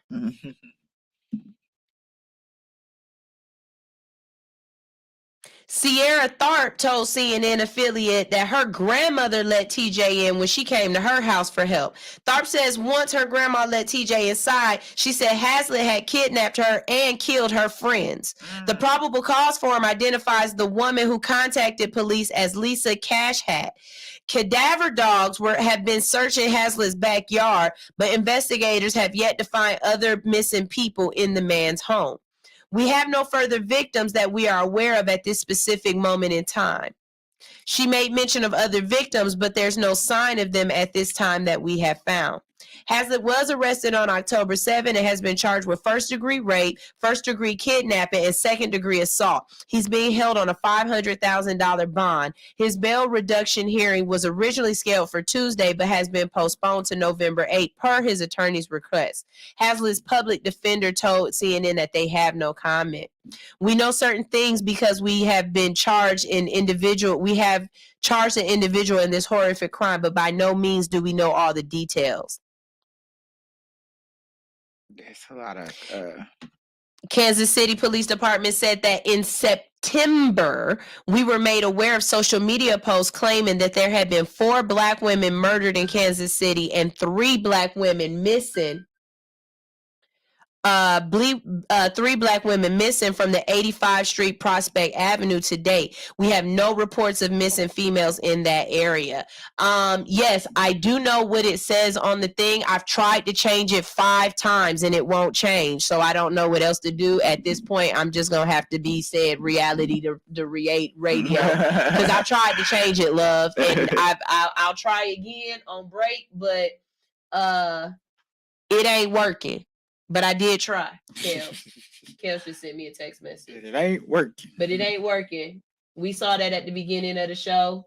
I just updated it again, but it ain't working. So I'm just gonna have to be Neffy's show today. But yeah, this is crazy. Yeah, to it's me. mind-boggling. It goes in line with the fact that they don't listen to black women. Yeah. They don't listen to black women. Because if it would have been a white woman, just missing for a few minutes. What was the pretty girl, the pretty blonde hair girl? Yeah. Gabby, she went missing. Unfortunately, it ended wrong, but that was everything. You know, the white lady they just found in Memphis, they went all out for her. You know? This is just mind-boggling. And then it's like the moment you say a black woman is missing, the first thing they be like, she just needed time away, or she probably ran away, or she probably off doing whatever. Why isn't it that our women can be consistent? Why isn't it that our women have to have some kind of drug problem, or that they just, or decided to give up? Yeah. That no one cares about sex workers. Like, just because you're a sex worker doesn't mean you get murdered. You know what I'm saying? That's like if a truck driver gets in a car accident, y'all give a fuck. But if a sex worker gets kidnapped and raped, no one cares. And it doesn't make sense. They are people. They just sell what Mary sold. You know what I'm saying? Like,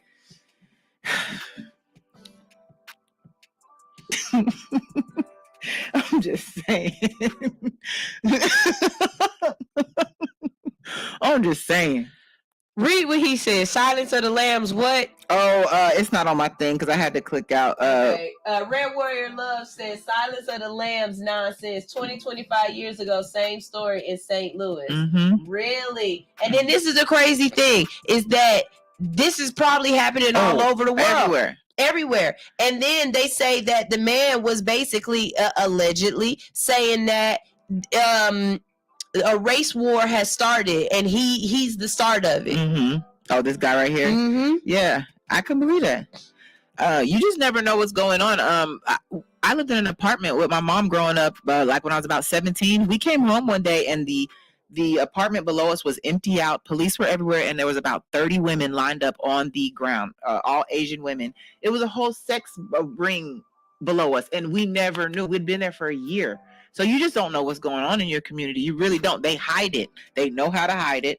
And if you can't find the bodies or people, he's done something with them. You know what I mean? She didn't just make this up. It says, while TJ says she was kidnapped by Haslett near Prospect Avenue, CNN has not been able to ascertain if she was actually a sex worker.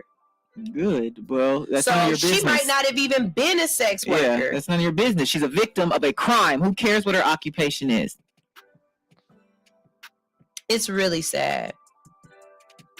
It's really sad. Quite frankly, there's no sense of urgency in finding these women because there's a perception that they ran away. So whatever happens to him or her, they brought it on themselves. And that's what they feel as far as black women are concerned. Yeah. That all black women just run away. It goes to us being sexualized. We're ornery. We're just all the negative. You know what I'm saying? They give us all these negative titles, and so when things happen, they just don't have the compassion for it. Mm-hmm. It is 8:41. Yeah, I'm making sure the phone is on. It's on. One thing I saw on Instagram a couple of weeks ago, it was this video where it was a father, and these are black people, and he was like, Nah, they got my daughter in that house. Mm-hmm. Nah, they got our girl, and they were saying, nah, they got girls in and out that house. These people were ready to burn this house down. Yeah. They were ready to go in there and get their kids, and the police is like, well, we can't let y'all go. No, what do you mean? Mm-hmm. If my kid is in that house, and my kid is a teenager or a child, I don't care what my kid in that house, and she ain't supposed to be in there, it ain't nothing you about to do to stop me from getting in that house. No, if R. Kelly was peeing on white girls, it would have not took that long. It would have never taken that long. Not at all. Despite making up 13% of the United States population, black people comprise of 34% of missing cases in 2021. Y'all remember that man that was a KKK member and they found them bodies in his yard? Whatever happened to that? Why wasn't that all over the news everywhere? I'm saying if you can go back, and y'all know my feelings, but if you can go back and charge someone like Cosby for something that happened 50, 60 years ago, why is Emmett Till's accuser that caused his thing, she was able to just You know what I'm saying? Oh, she's still alive. Yeah. So, like, living. They actually, I think what they had to do was change her name or something so that you can't find her in the nursing home. Yeah, but I mean, come on now, it's obvious. The deciding factor is race. It's crazy. It's crazy. Y'all, we're gonna go ahead and go to a quick break real quick. When we get back, hopefully we'll have a interview. If not, I mean, because he's a busy man, and we have already talked to him once. So, huh? I can do an impression. You can do an impression? If not, when we get back, we're talking weird science. This is All Hustle, No Fear on Hits 92.3. Let's see what we're going to play. You know what? We're going to play some Shawty Lo Jr. Here we go. L-O-J-I. I'm from the west side, little nigga. Trill did it again. Bankhead to be exact. Yeah. West side, Bankhead, born home, gotta know the bricks with me. Young nigga run the city, and I got L.O. with me. Get the bag, fuck the bitch, and push your phone wheels all through the city. We done came a long way from them dirty dishes. L.O. showed the whole city how to get it. Everything y'all did, best believe we done been did. 10-toe, can't hold, Bankhead, name place that we can't go. Born home, stand up for the king, shit, gon' throw your L's up. Built, not bought, G-Code, young low going, beast mode, still got a thing for free codes, took his whole like repo. Low ran the base like Nino. West side Al Pacino. Niggas really wanna be low, but they could never really see low.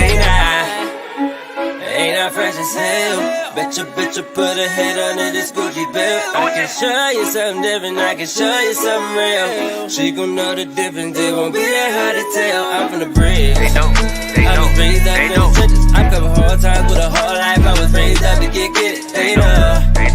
Need to step aside and get with it. I'm still the king up in my city. Ain't no place out in these streets I can't go. They know.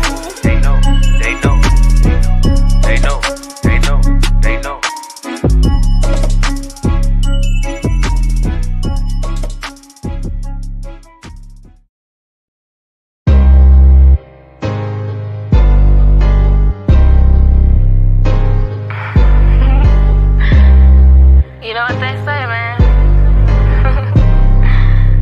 Hey, man. That's what the fuck you get for thinking, right? Yeah, I thought that this was shit. I thought. Fuck, I thought that this was. Yeah, man, I thought that this was. Fuck, I thought. Yeah, I thought that this was love. Fuck, I thought that this was shit. I thought that this was love. Yeah, I thought that this was shit. I thought that this was love. Yeah.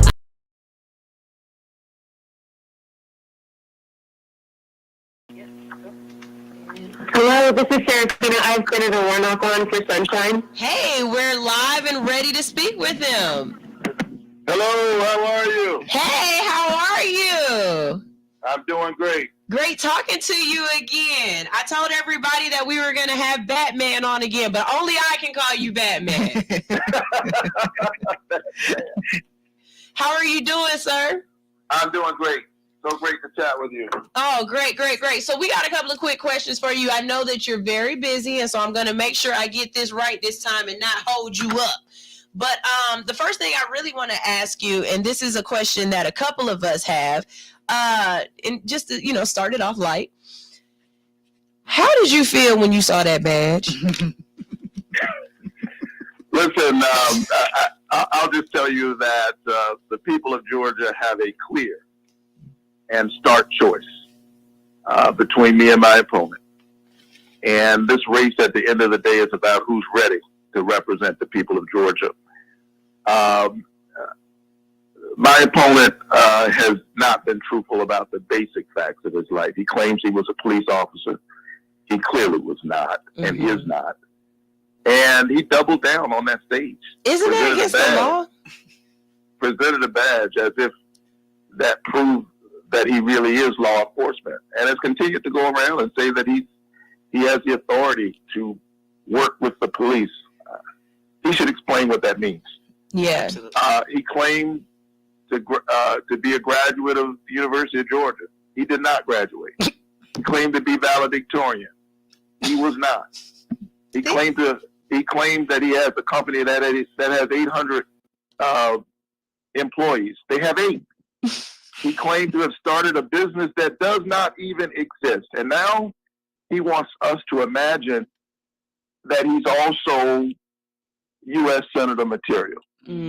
I think this is consistent with someone who has not been truthful with us and perhaps not with himself about the basic facts of his life. The basic facts.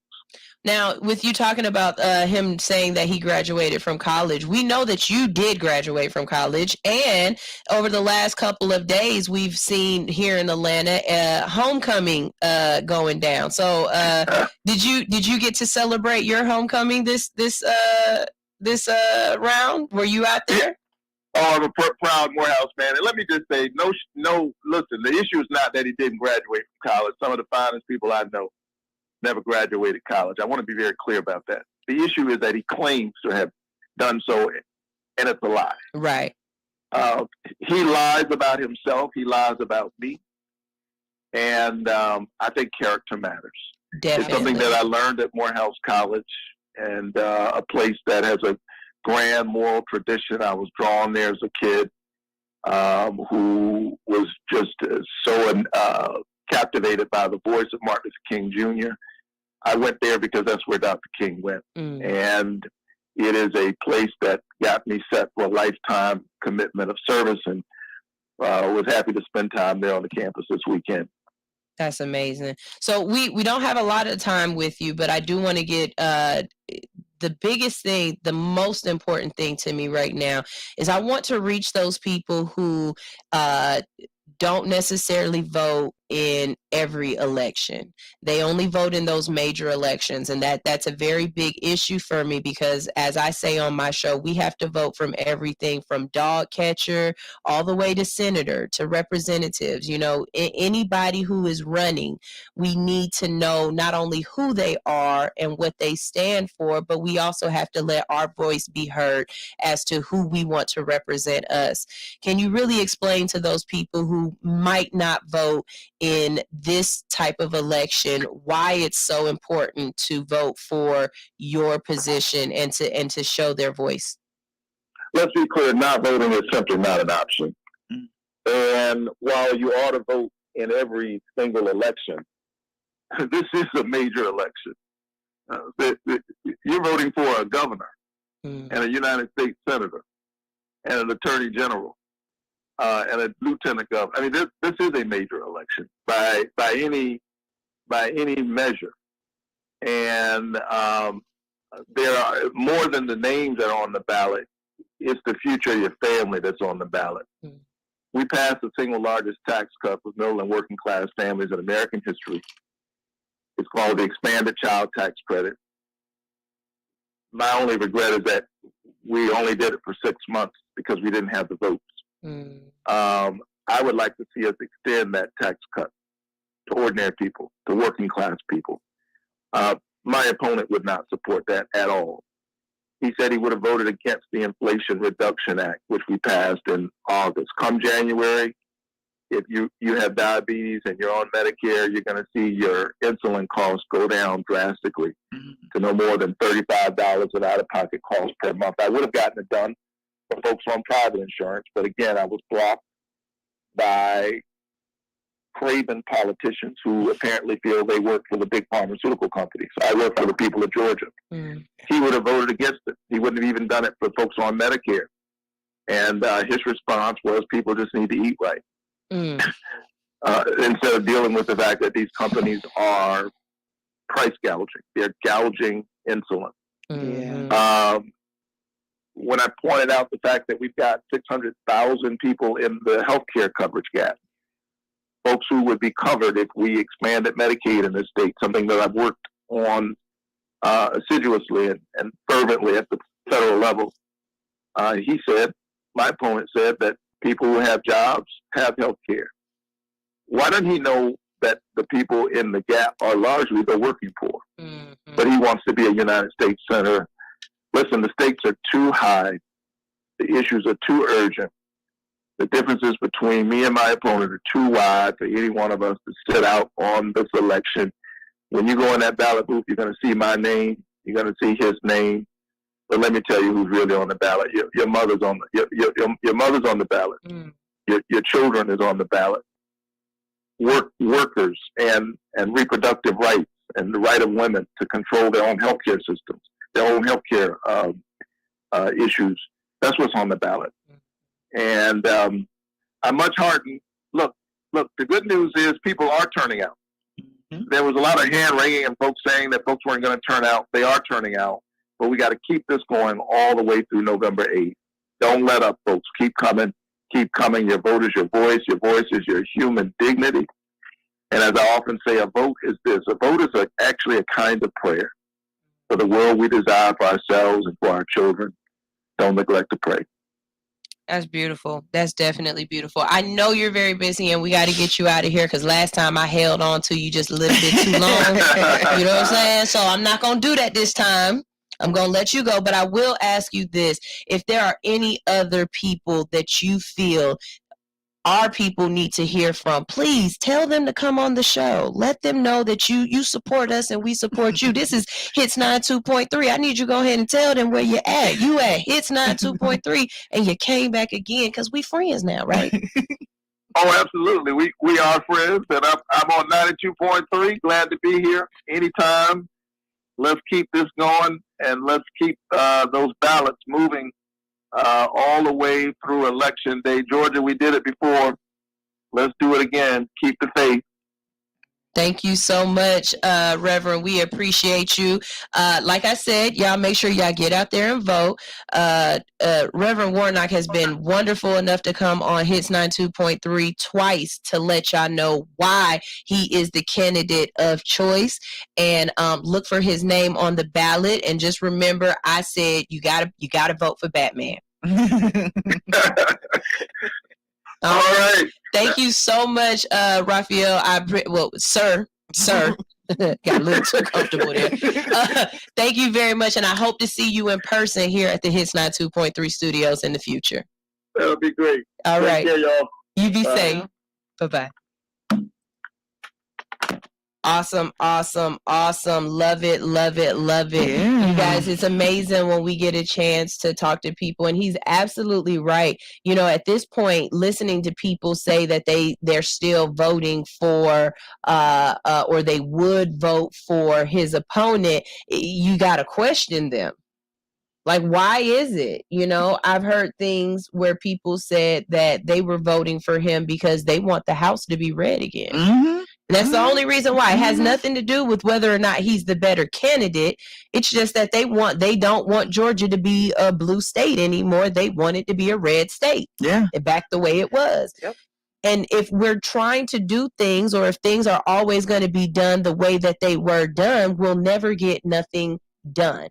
Because obviously we haven't been getting anything done with the way it was done. If you guys really want change, you have to be the voice of change. So I really, really appreciate Reverend Raphael Warnock for coming through yet again. I am the only person who can call him Batman. Yeah. Y'all know I give everybody a nickname. I'm the only person to call him Batman. But it's because he is trying to stand up for the people.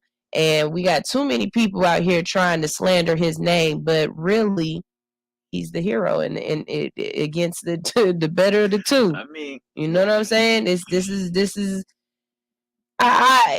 If a person is willing to lie to you about something as small as where they work, Shawty, if they pull out a bubblegum badge and show it to you and tell you it's real, that's delusion. Man. That's delusion. And then to double down on, that's the part that kills me. And he doubled down on. That's what little kids do. I didn't eat the cake, crumbs all over their face. Yeah, like, sir. It's I think a lot of times with politics, what I call it the Trump effect. Really, it's probably the Reagan effect. But we see these people who come in and want to be politicians because of what it provides, or they are the puppet for someone else. And to the me, Manchurian Candidate. Yeah, I definitely a Manchurian see Candidate. Mr. Herschel Walker as a big. But this is my thing. Why do you lie about something that can be found? But then, so this is my thing. Once we say that, okay, now we go to my brain automatically goes to the brain situation.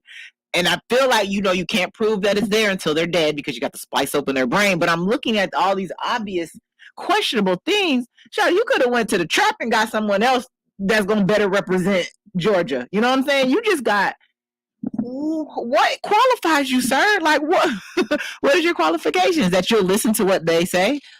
Okay, I don't even want to say that it's the Trump effect. I'll take it back a little bit further. Maybe it's the Arnold Schwarzenegger / Reagan effect. That's what I said. You know what I'm it's the saying? Reagan It's effect. the Reagan effect It's that you definitely the believe Reagan that effect. just because you're a celebrity or some sort of public figure that you would make a good politician. But I think it takes a person who really cares about the people. It takes a person who can read.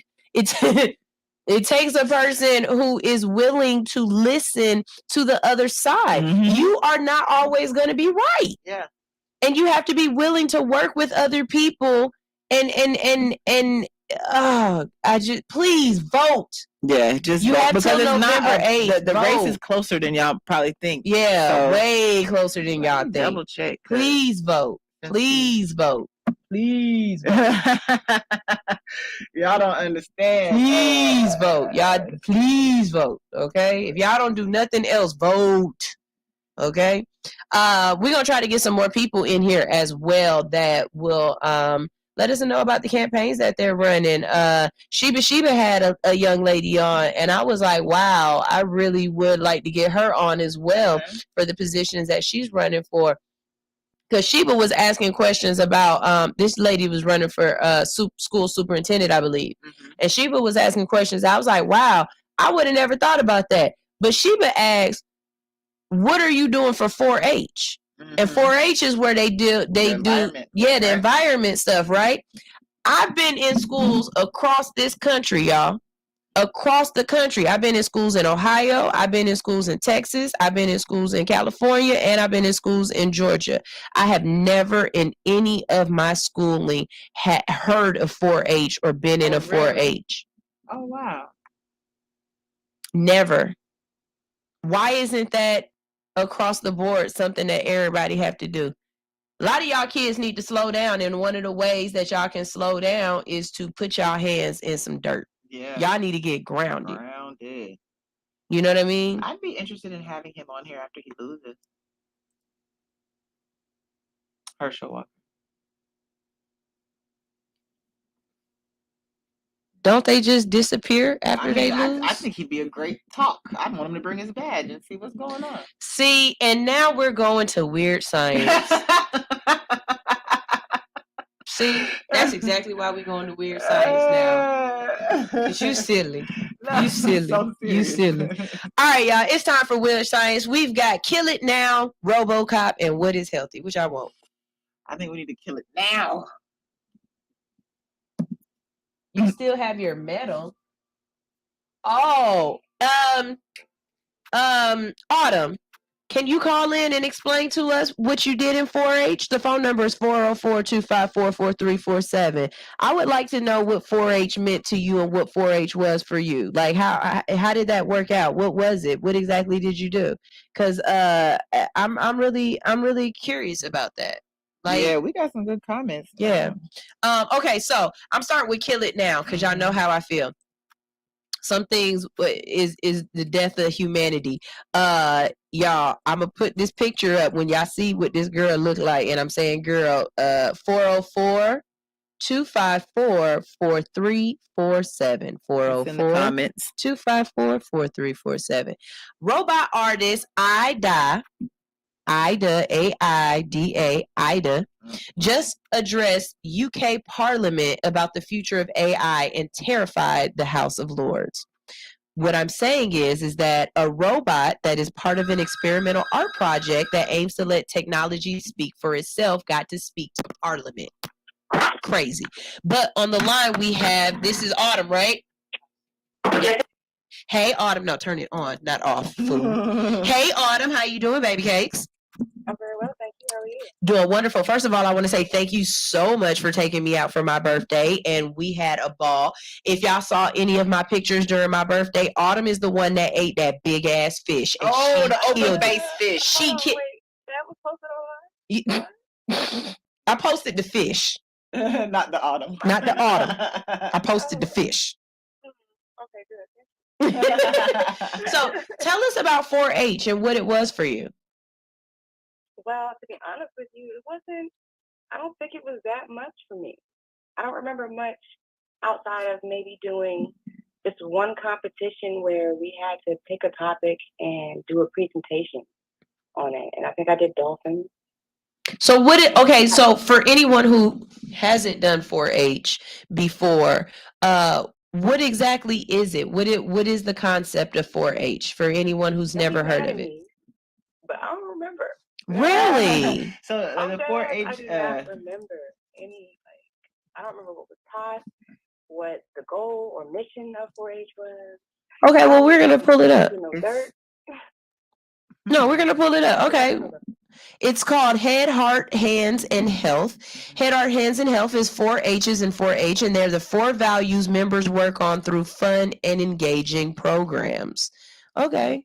And so you're saying that 4-Hers complete hands-on projects that focus on areas in agriculture and STEM, technology, engineering, and math, healthy living, and civic engagement. So you're saying you remember stuff about animals.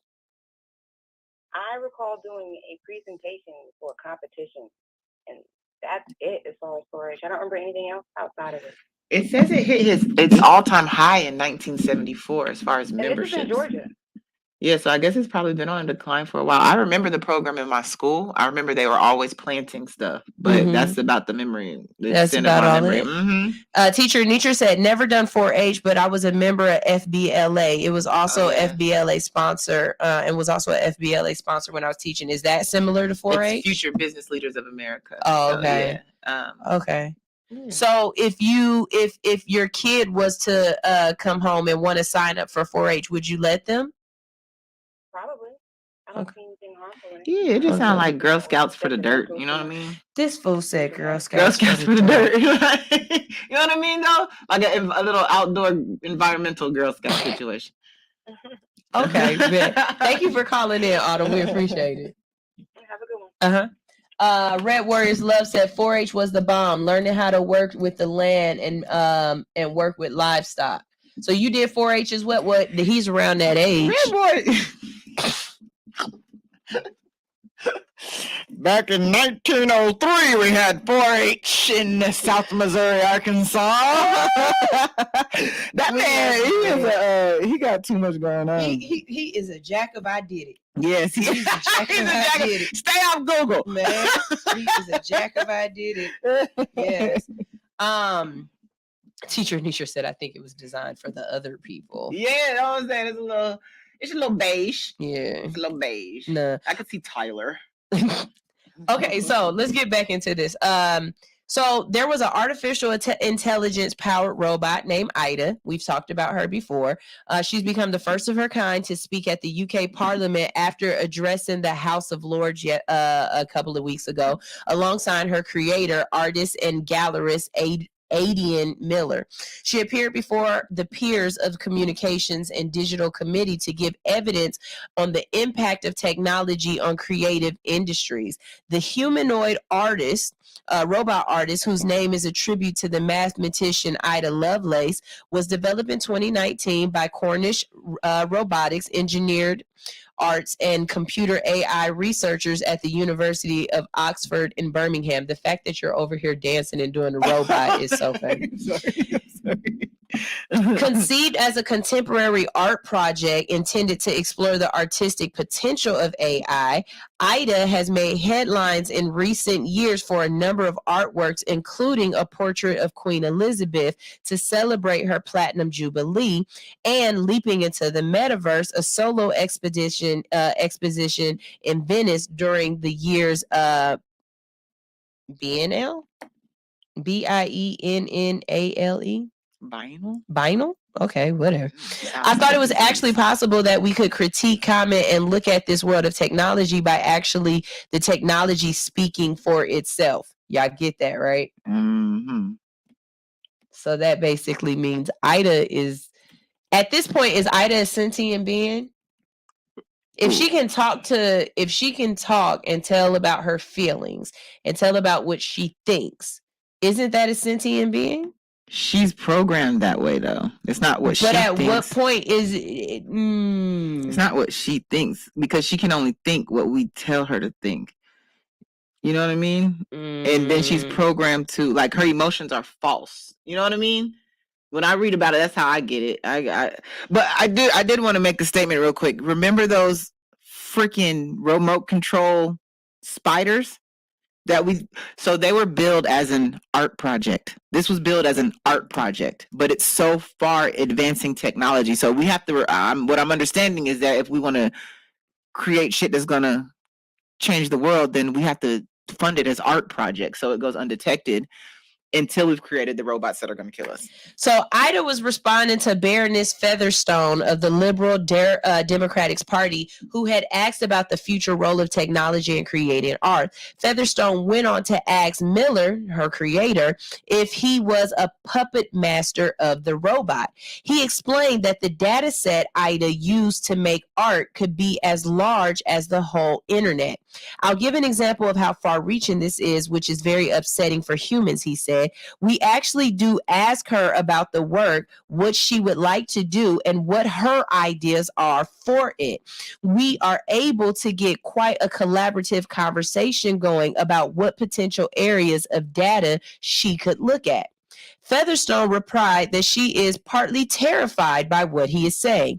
This feeds into all the films about AI taking over the world, she said, adding that the sophistication of the technology surpassed her expectations. At one point, Ida appeared to fall asleep and had to be rebooted. She wore sunglasses during the process because Miller explained when we reset her, she can sometimes pull quite interesting faces. What does that mean? Ida uses cameras in her eyes and a computer vision algorithms to interpret what is in front of her. Her robotic arms are then mobilized in reaction to this information through a custom control system, allowing her to paint. Miller, who is also a gallery director, said the greatest artists question and engage with the societal shifts within their times. The more I read about the future and where we're going as a world, I realize this is very much needed. A debate about nature of technology wasn't having this very much needed debate about nature of technology wasn't having a lot of airtime, and I increasingly became very worried about it. I want to be very clear that we're not here to promote robotics or any specific technology. It's really just a contemporary art project until that broad gets mad. That's what I'm saying. It's not art project. This is some science shit. Some 4-H shit. Y'all, I keep telling y'all what's gonna happen. Somebody gonna come from the future and they gonna say, this is the time when y'all should have took this person out. Yes. I'm coming to save humanity. Because this was the beginning of the end. Yeah. Red Royal Love said, better leave that Skynet stuff alone. Humans are ready for enemies who don't sleep and don't need food. Bruh. Shut. Bruh. It's bad enough y'all already trying to make the zombies. We don't need World War Z and iRobot at the same time. Those is two completely different times in the movie. Come back for a while, so we're gonna be lost without him. You ain't see Will Smith's new movie? Oh yeah, I did, but no, we didn't. Yeah. Hey, CC. CC said movies are the future of what's to come. Yeah. Not only will robots take over, zombies are coming too. That part. Yeah. Teacher Nietzsche said that part. That's truth. I mean, that's truth. I seen the zombies. I'm scared. I was out there the other day. Them zombies is real. Them folks on that flock. One came from behind the building the other night. The more you know. That's subscription content. That's subscription content. Boy, I tell you. Yeah, this scares me. Anything that has to, that's why I named it Kill It Now. Yeah. It scares me. And then you have this. Okay, we're going to go to this one, then we're going to go to our last break of the day. Oakland police are thinking about acquiring robots armed with shotguns.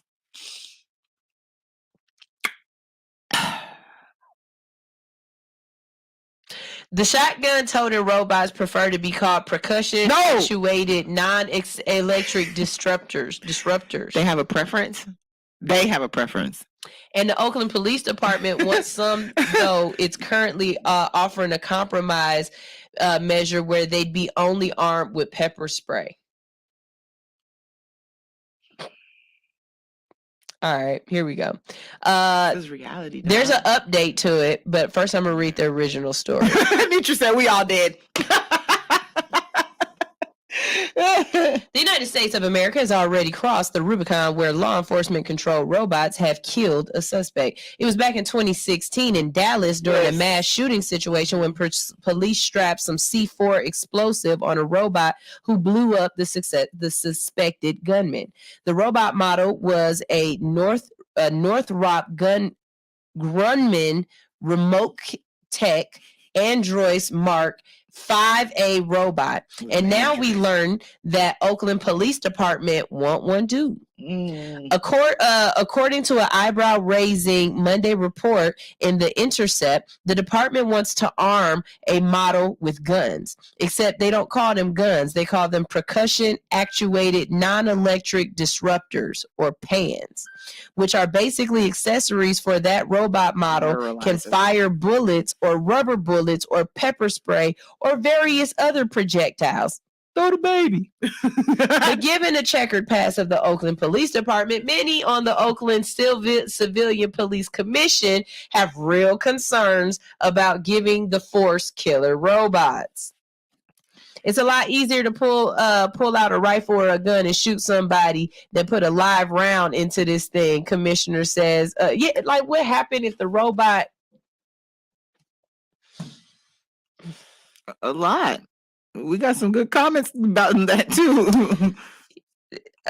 The commissioner says, I think we're all concerned about the dystopian sort of universe where a robot sneaks into our room and shoots us, which I know is not the intention, but it's certainly scary thought. And that's where our mind goes. Y'all can't keep Teslas on the road. How are you going to keep the robot from shooting? There's currently a compromise measure on the table where the robots could only use pepper sprays against human suspects. That compromise will go before the Oakland City Council, and the robot will only be able to fire pepper spray in an emergency. I can't wait till a robot says that it was fearing for its life. Right? Right? Well, what happens when it dozes off with the AK in its hand? You know what I'm saying? Like, what happened? But as The Intercept points out, the Oakland Police Department was saying that nearly every security agency says it when the public trust is alarming new power. We only use it in emergencies, but we get to decide what an emergency is. So the update is that the Chronicle now reports that the Oakland Police Commission says they will not be arming the robots. In a statement, the commission announced after further discussions with the chief of the executive team, the department decided it no longer wanted to explore that popular option. So you know how everybody gets mad when we say de-arm the police? This what we talking about. The fact that the police feel as though they have enough money and need more money to be able to get toys like this. I don't even want y'all to believe that this makes sense. I don't even want y'all to believe y'all got the funds or the discretionary ability to be able to afford a doggone police robot. Absolutely not. And the fact that y'all got enough money pisses me off. Another art project. So that Texas shooting they referred to, I don't know if you guys remember the shooting, but initially they had a guy on the camera that they said it was this man. He was running through the crowd. You guys need to find him. He's the one shooting. He was not the shooter. But for hours, that's who they were looking for. Imagine if they send the robot with his scan, you know what I'm saying? Like, here, go find this guy. You done sent the robot in and he done. I think at some point that is definitely going to be against your constitutional rights, because sending in that robot, which is a death bot, is basically saying you were never trying to apprehend me at all and bring me to justice, meaning let me have my day in court, my due process. Allowing that robot to just come in is basically stripping me of my civil liberties. How is it not? What happens when little Warren freaking figures out how to infiltrate the computer system and reprogram the robot. You know what I mean? Because it's gonna happen. This is what happens. Y'all stealing ATMs. I know y'all gonna steal one of these robots and have it in the hood. It's gonna be in the hood. You riding that bad boy.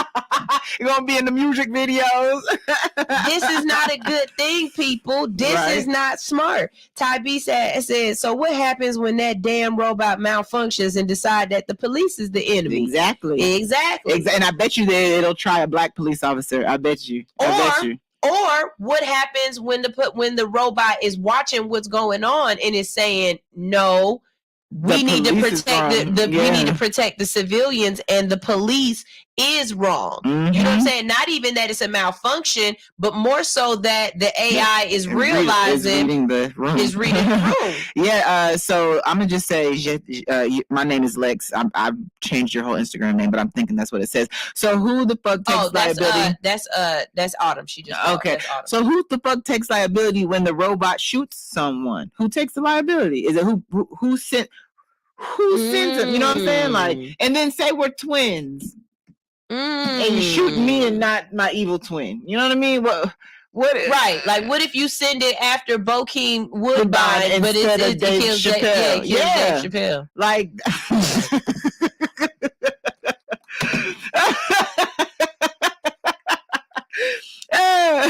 Red Warriors Love says UC Berkeley designed some robots that carry 1,600 rounds of bullets. Why do you need 1,600 rounds for college students? This is not Kent State. And he said the military has already commissioned those same students to keep creating.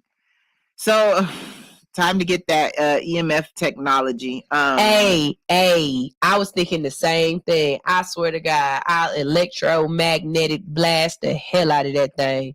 I'd be like Black Adam. I can't wait to go see that movie. Red Warrior, send us the videos. I want to see it. I'm gonna say y'all special. Ricky ATL said it's called Protect and Serve, not just serve. Man. They not even serving. It's just killing. These robots, like studies have shown that these robots are biased just because they're programmed biasly. Yeah, by people who are biased. So when they see black, they're seeing danger. You know what I'm saying? Y'all seen them people who get in the what's that suit? In the Avatar suit? Oh yeah. They got them too. Right? Where they in it and they moving it around and stuff. And I mean, I get it. These robots are going to be roaming the streets. They're going to be sent in for specific situations is the plan. But policing never goes as planned. So yeah, be aware of these art projects is what I'm learning here on Hits 92.3. Could you imagine if the robot was who went in with Breonna Taylor? See, then what would have happened? The police force would have been, well, the robot did it. Right? It's no one's fault. So then all of a sudden it's a malfunction, and therefore we can't sue because it was a malfunction. And that came with the purchase of the robot. We knew that could happen. It's malfunction. Yeah, that's crazy. That's crazy as fuck. I don't like it. I say this a lot, and y'all think I'm trying to be funny, but y'all gotta read other stuff.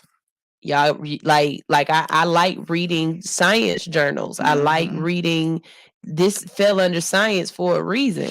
You know what I'm saying? I just got sent one the other day. They attaching backpacks to rats so that they can go find y'all in rubble. Again, I don't want smart rats. Like I just saw the future just flash before my eyes. Kanye is dressing the robots. I just saw it flash before my eyes.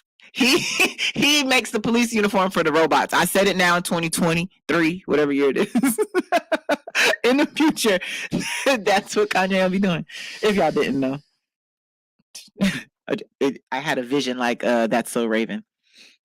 You can't even talk to a robot to be like, it's bad enough when a police officer trying to arrest you and they grabbing your arm and they saying stop resisting. Can you imagine a robot grabbing your arm and connecting and saying stop resisting? Your whole wrist is shattered. I was about to say, what kind of strength does a robot have? What is the strength of these robots? I'm interested in that. How you tip that bitch over? How do you? Can you evade them? Can you run around? Hood niggas is fast. Hey, but can you? how's this finna work? Can you imagine it running like a robot run? Oh my god! And does it steal your drugs like regular cops? Oh my god! Like, this is questions that need to be answered. You know what I'm saying? Is it always with a human, or does he get to go off on his own? Does he have a handler? Does he drive a Tesla, or does a Tesla drive him? It's a lot of questions. Like, what kind of robot car do he get? You know how they say humans will be their own demise? Mm-hmm. This is what they mean. Y'all thought they meant we gonna blow up the world or something. Nah. We gonna create. We gonna put the guns. We gonna create our captors. Yeah. Will Smith would never. Will Smith would never. To this day, Will Smith is the reason why I do not have Alexa in my house. I promise you, that movie was very eye-opening for me. iRobot. If you haven't seen iRobot as an adult, go back and watch it. Like if you was like 13, 14, 15 when iRobot came out, if you was a Percocet baby and iRobot came out and you never watched it for real, go watch iRobot now as an adult. I swear for everything that is holy, that movie will make you look at the world differently. Because there's no way in hell when the grandma was like, you need to sit down and shut off. I'm trying to go play bingo. And the robot was like, no, you're going to stay here for your safety. For my safety? Right. What? And she could not leave. She couldn't do nothing. She couldn't figure out how to turn it up. Some of y'all can't work a microwave and y'all want damn robots. Oh, that's true. I always put mine on 30 seconds. There's 30 bullets. No, it says, so I'm trying to find the strength of a robot, right? I can't find it, but they said this one particular Huntington Park police unveil a 400-pound robot cop. Does it get free donuts when it goes to Quick Trip? I'm so disappointed in y'all. Y'all, we got to go to a music video, and then we get back. I'm about to go ahead and play some Stilo Hefner with Castro, but I'm so disappointed in y'all. Y'all got to stop this. This is not funny. This is not funny. Oh, we live in the movies. We living in this real weird time, y'all. This is crazy. This is not funny. But this is All Hustle, No Fear on Hits 92.3. I'm Sunshine. That's Alexandra. She said it's not funny. Bye.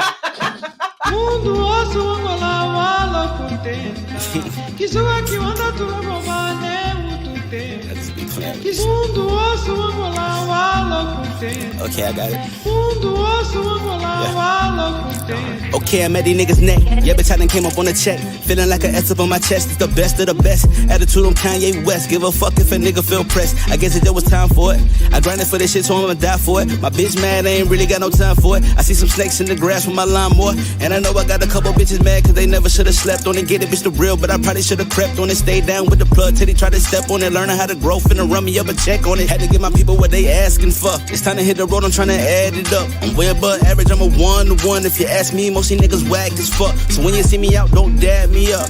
I don't wanna talk, nigga, wrap it up. I need a little space, bitch, bag it up. And please don't ask me to pass the blunt, cause I don't really fuck with y'all and all that fake love. You would've thought that Drake invited me on tour. When I had it all, that's when I needed more. But I can't take it with me, so what I keep it for? And I'm feeling like I need to smoke a blunt right now. Feeling like I need to pour a cup right now. Feeling like I need a bad bitch with the ass like the sun, cause I really wanna fuck right now. Sorry that I'm blunt, but I don't give a fuck. I'm usually in the cut trying to roll it up. Represent the game, nigga, throw it up. Niggas hate when they broke as fuck, so go get a bag.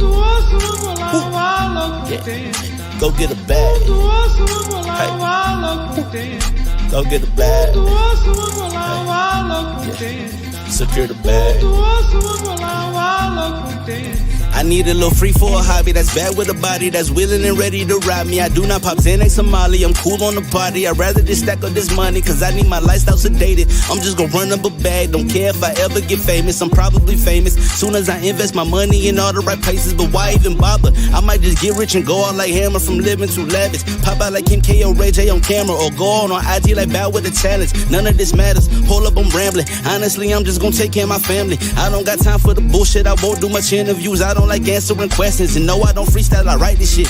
The game needed content, so I put some time in it, searching for growth and enlightenment. I've been with the shits, but I gotta move consciously. Fuck niggas watching, fuck niggas plotting, fuck niggas trying to get all of my pockets. Fuck niggas keep handing out their opinions before. Fuck nigga, all I got is problems. Look at me, mama, I'm popping.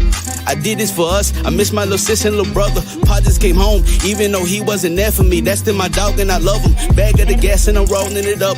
Illest nigga living and I'm dope as fuck. Represent your gang, nigga, throw it up. Niggas hate when they broke as fuck, so go get a bag. Yeah, go get a bag. Hey, yeah, go get a bag.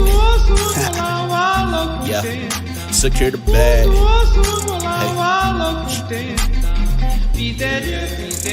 Hey, still don't have the nigga.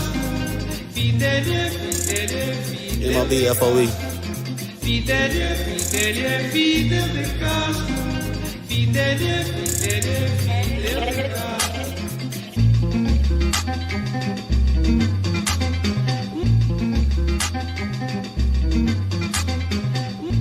What's up? All my truckers out there, I need y'all to be tuned in to All Hustle, No Fear each and every morning. We will be in your ear, keeping you awake, making sure you don't roll over that slow ass car in front of you, or you get to your destination safely, okay? Make sure you tune in, leave them lot lizards alone, and listen to All Hustle, No Fear each and every morning for 7 to 10 a.m., waking you up in the best way. All you got to do is download Hits 92.3 ATL's app in the iTunes store or the Android, Google Play, whatever. You know what I'm talking about. Download it and listen. All of y'all CBD 492 Burger 495 Breaker 49 Burger 49. We've got a hot body on the radio right now, sounding real good, giving us orgasms. Let us go ahead and tune in right now to Hits 92.3, the real definition of internet radio. Over and out. All right, we're back. It's the end of the show, and we're gonna have to go. But I need y'all to know about some dope ass things going on in the city. Fix your mic. Yeah. I'm just gonna hold my head that way. Oh Lord, here she go. Demon time. All right, so first thing I definitely want to tell y'all about is Poked Wednesdays. I haven't told y'all about it in a couple of days, but y'all need to know that y'all can go get poked at Studio 219 on Wednesdays. You can get $10 basic piercings, $30 adult piercings, and $20 exotic piercings. What is the difference? Basic is in the head and the face. All this is basic. All right, adult, bow. Bow. That's gonna be adult. Now, if you need to wash it first so it don't smell, or if somebody cut it off and tried to throw it over a fence, that's gonna be exotic. All right, y'all make sure y'all check out Nate. When you go, if you actually get Nate to be your tattoo artist, ask him about the funniest people who you've ever tattooed. I love asking him that, and I'm still in the top 5. Yeah. Yep. Ask him about the dog. He'll tell you. Next thing I need to tell y'all about, we can delete those roaches.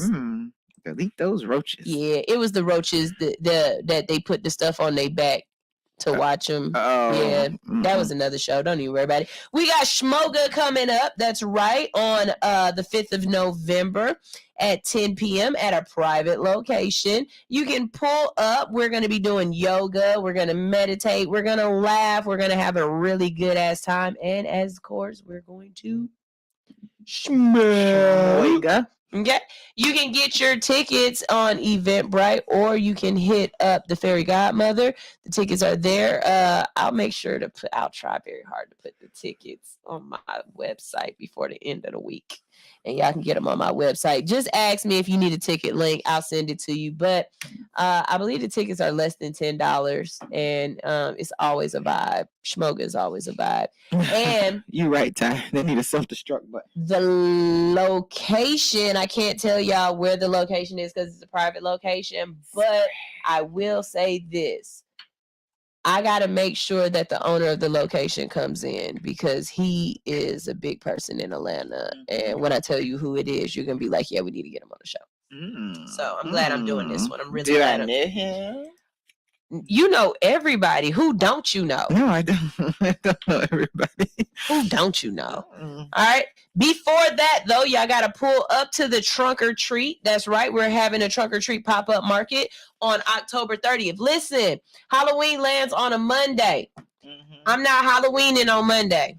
I'm not. My kids got to go to school. My son don't get home from school till about 7, 8 o'clock. And then by that time, it's cold. So we doing Trunk or Treat. We gonna decorate the back of the car, put a couple of candy bars in there, and let y'all walk around from car to car, get y'all little candies, and then we going home. They got haunted cars, vendors for shopping, candy, treats, prizes, the best costume, bouncy houses, pumpkin and face painting, and much more. It's at 215 Laredo Drive, Suite 100. Basically, it's right across, like walking distance from the farmer's market out in Decatur.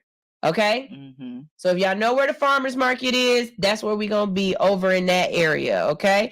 You can RSVP at 314-267-7631, or you can hit up leaveinkitchen@gmail.com. This is brought to you by Gumbo Radio Show. So y'all make sure y'all check that out.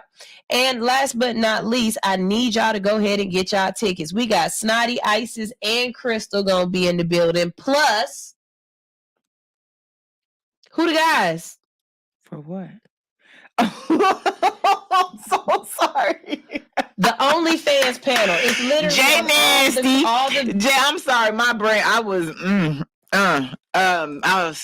Jay Nasty, and the other guy, I do not know the name. I just got his name this morning, so I don't have it off the top of my head. But yes, they're both big on Twitter, and they do their thing. His man, Twitter lets you see whatever. Twitter nasty. There's also a little his name is Deuce. His name is Deuce. Deuce. Yeah. I'm gonna just let you read this. We're not gonna say that. Y'all make sure y'all get tickets to that. That is the second Tuesday in November. That is the 8th. So y'all should come here, and then right afterwards, go do what? Vote. God damn. I was about to say it. No, you leave here and you go vote. Yes, go vote on the 8th. On the 8th, you leave here and you go vote. But so you should be off that day, right? Because you're taking off to vote, right? Shivy, you can come. Oh yeah, we'll let him know because he don't have to work. He shouldn't have to work. And maybe definitely. So y'all make sure y'all come through that. Like I said, this is an OnlyFans panel. We're going to be talking about the business of OnlyFans. We're not going to be talking about, show me that thing. Everybody is going to have clothes on. They're going to be respectful people because they are respectful people. They just do certain kind of jobs. Okay. So, Alex Sunshine, I'm going to have to take y'all to the gun range. Come on, let go. I like it. Bang, bang. I want to shoot. I want an outdoor gun range. Yeah, I don't want no little 25-foot range. I don't want no 50. I want an outdoor gun range, and I want to snipe some shit. Oh, okay. Yeah. What she said. I'm gonna show y'all. Who said they taking us? Red Warriors Love. Oh, I know y'all got nothing but outdoor ranges out there. Yeah. If Red Warriors Love takes us, I want to be on a 4-wheeler while I'm trying to shoot in motion. We can go hog hunting. You ever been hog hunting? Of course I haven't. Warthogs, they will kill you, but if you stay on your grind, I know a Russian warthog farm that we can go shoot at. It's owned by all Russians. The juxtaposition of this show is everything. It's everything. I swear. I'm gonna make sure to sing Baby Girl a happy birthday song on the 31st, so you make sure she tune in and I'll sing her a happy birthday song. But y'all, this show has been great. It's about 10 minutes early. We can stay on for another 10 minutes, but I'm sleepy. Baby Bird gotta go to bed. What Alex said, "Oh, she's so green." And she called me pancakes. No, I don't know why I got called pancakes over the weekend, but I was pancakes. I know why you got called pancake, but it had nothing to do with you. It was my mental state and the color of your pants. Sometimes pancakes aren't. Yeah, I give it to you. Yeah, that's all it was. It had nothing to do with your ass because it's definitely not a pancake. That baby boy's a muff. a 50 caliber to take out these damn robots. Right. Man. Yeah. That gun go bang, bang, bang. Yeah, I want something that's gonna blow me. Yeah. Back. Okay. Country boy. Yeah.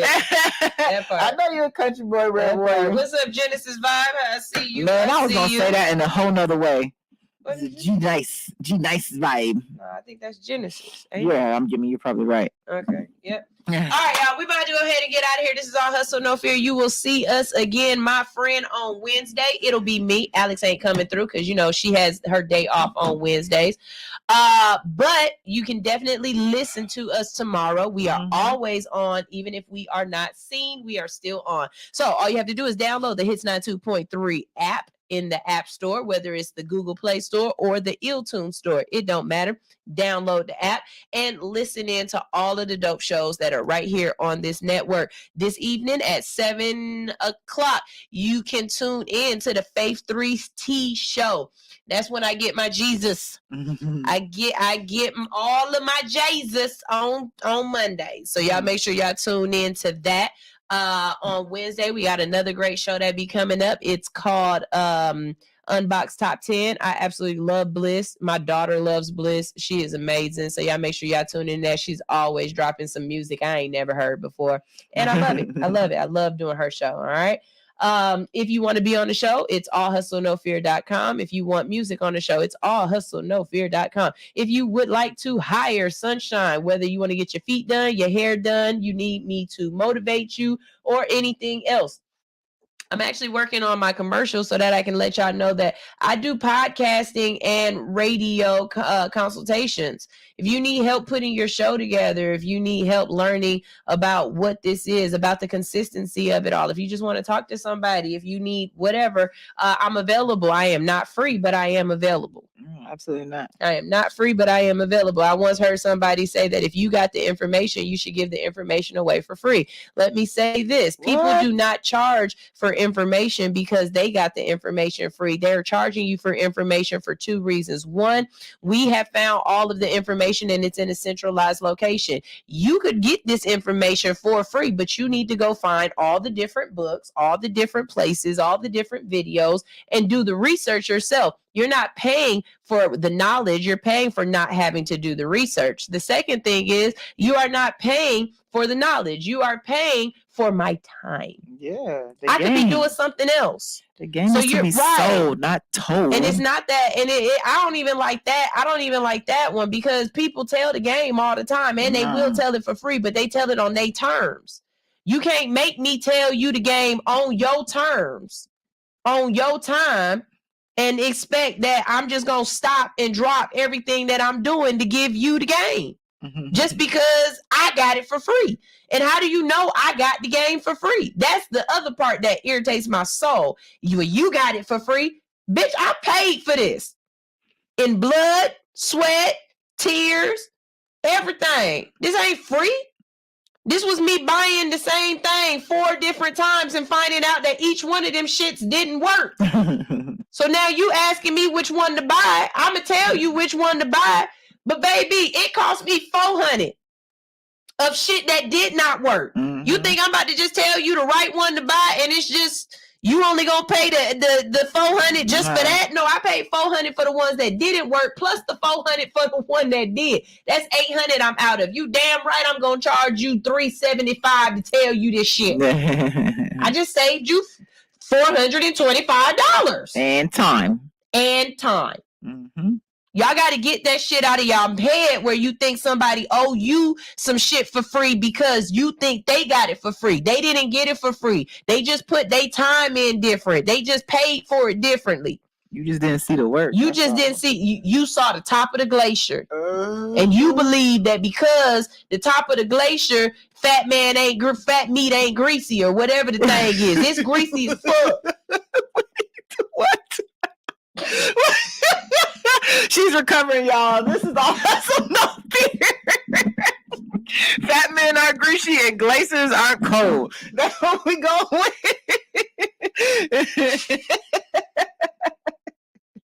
Oh Oh shit. This is All Hustle No Fear. It's 92.3. The real definition of internet radio. We leaving with some good music, and I'm going home.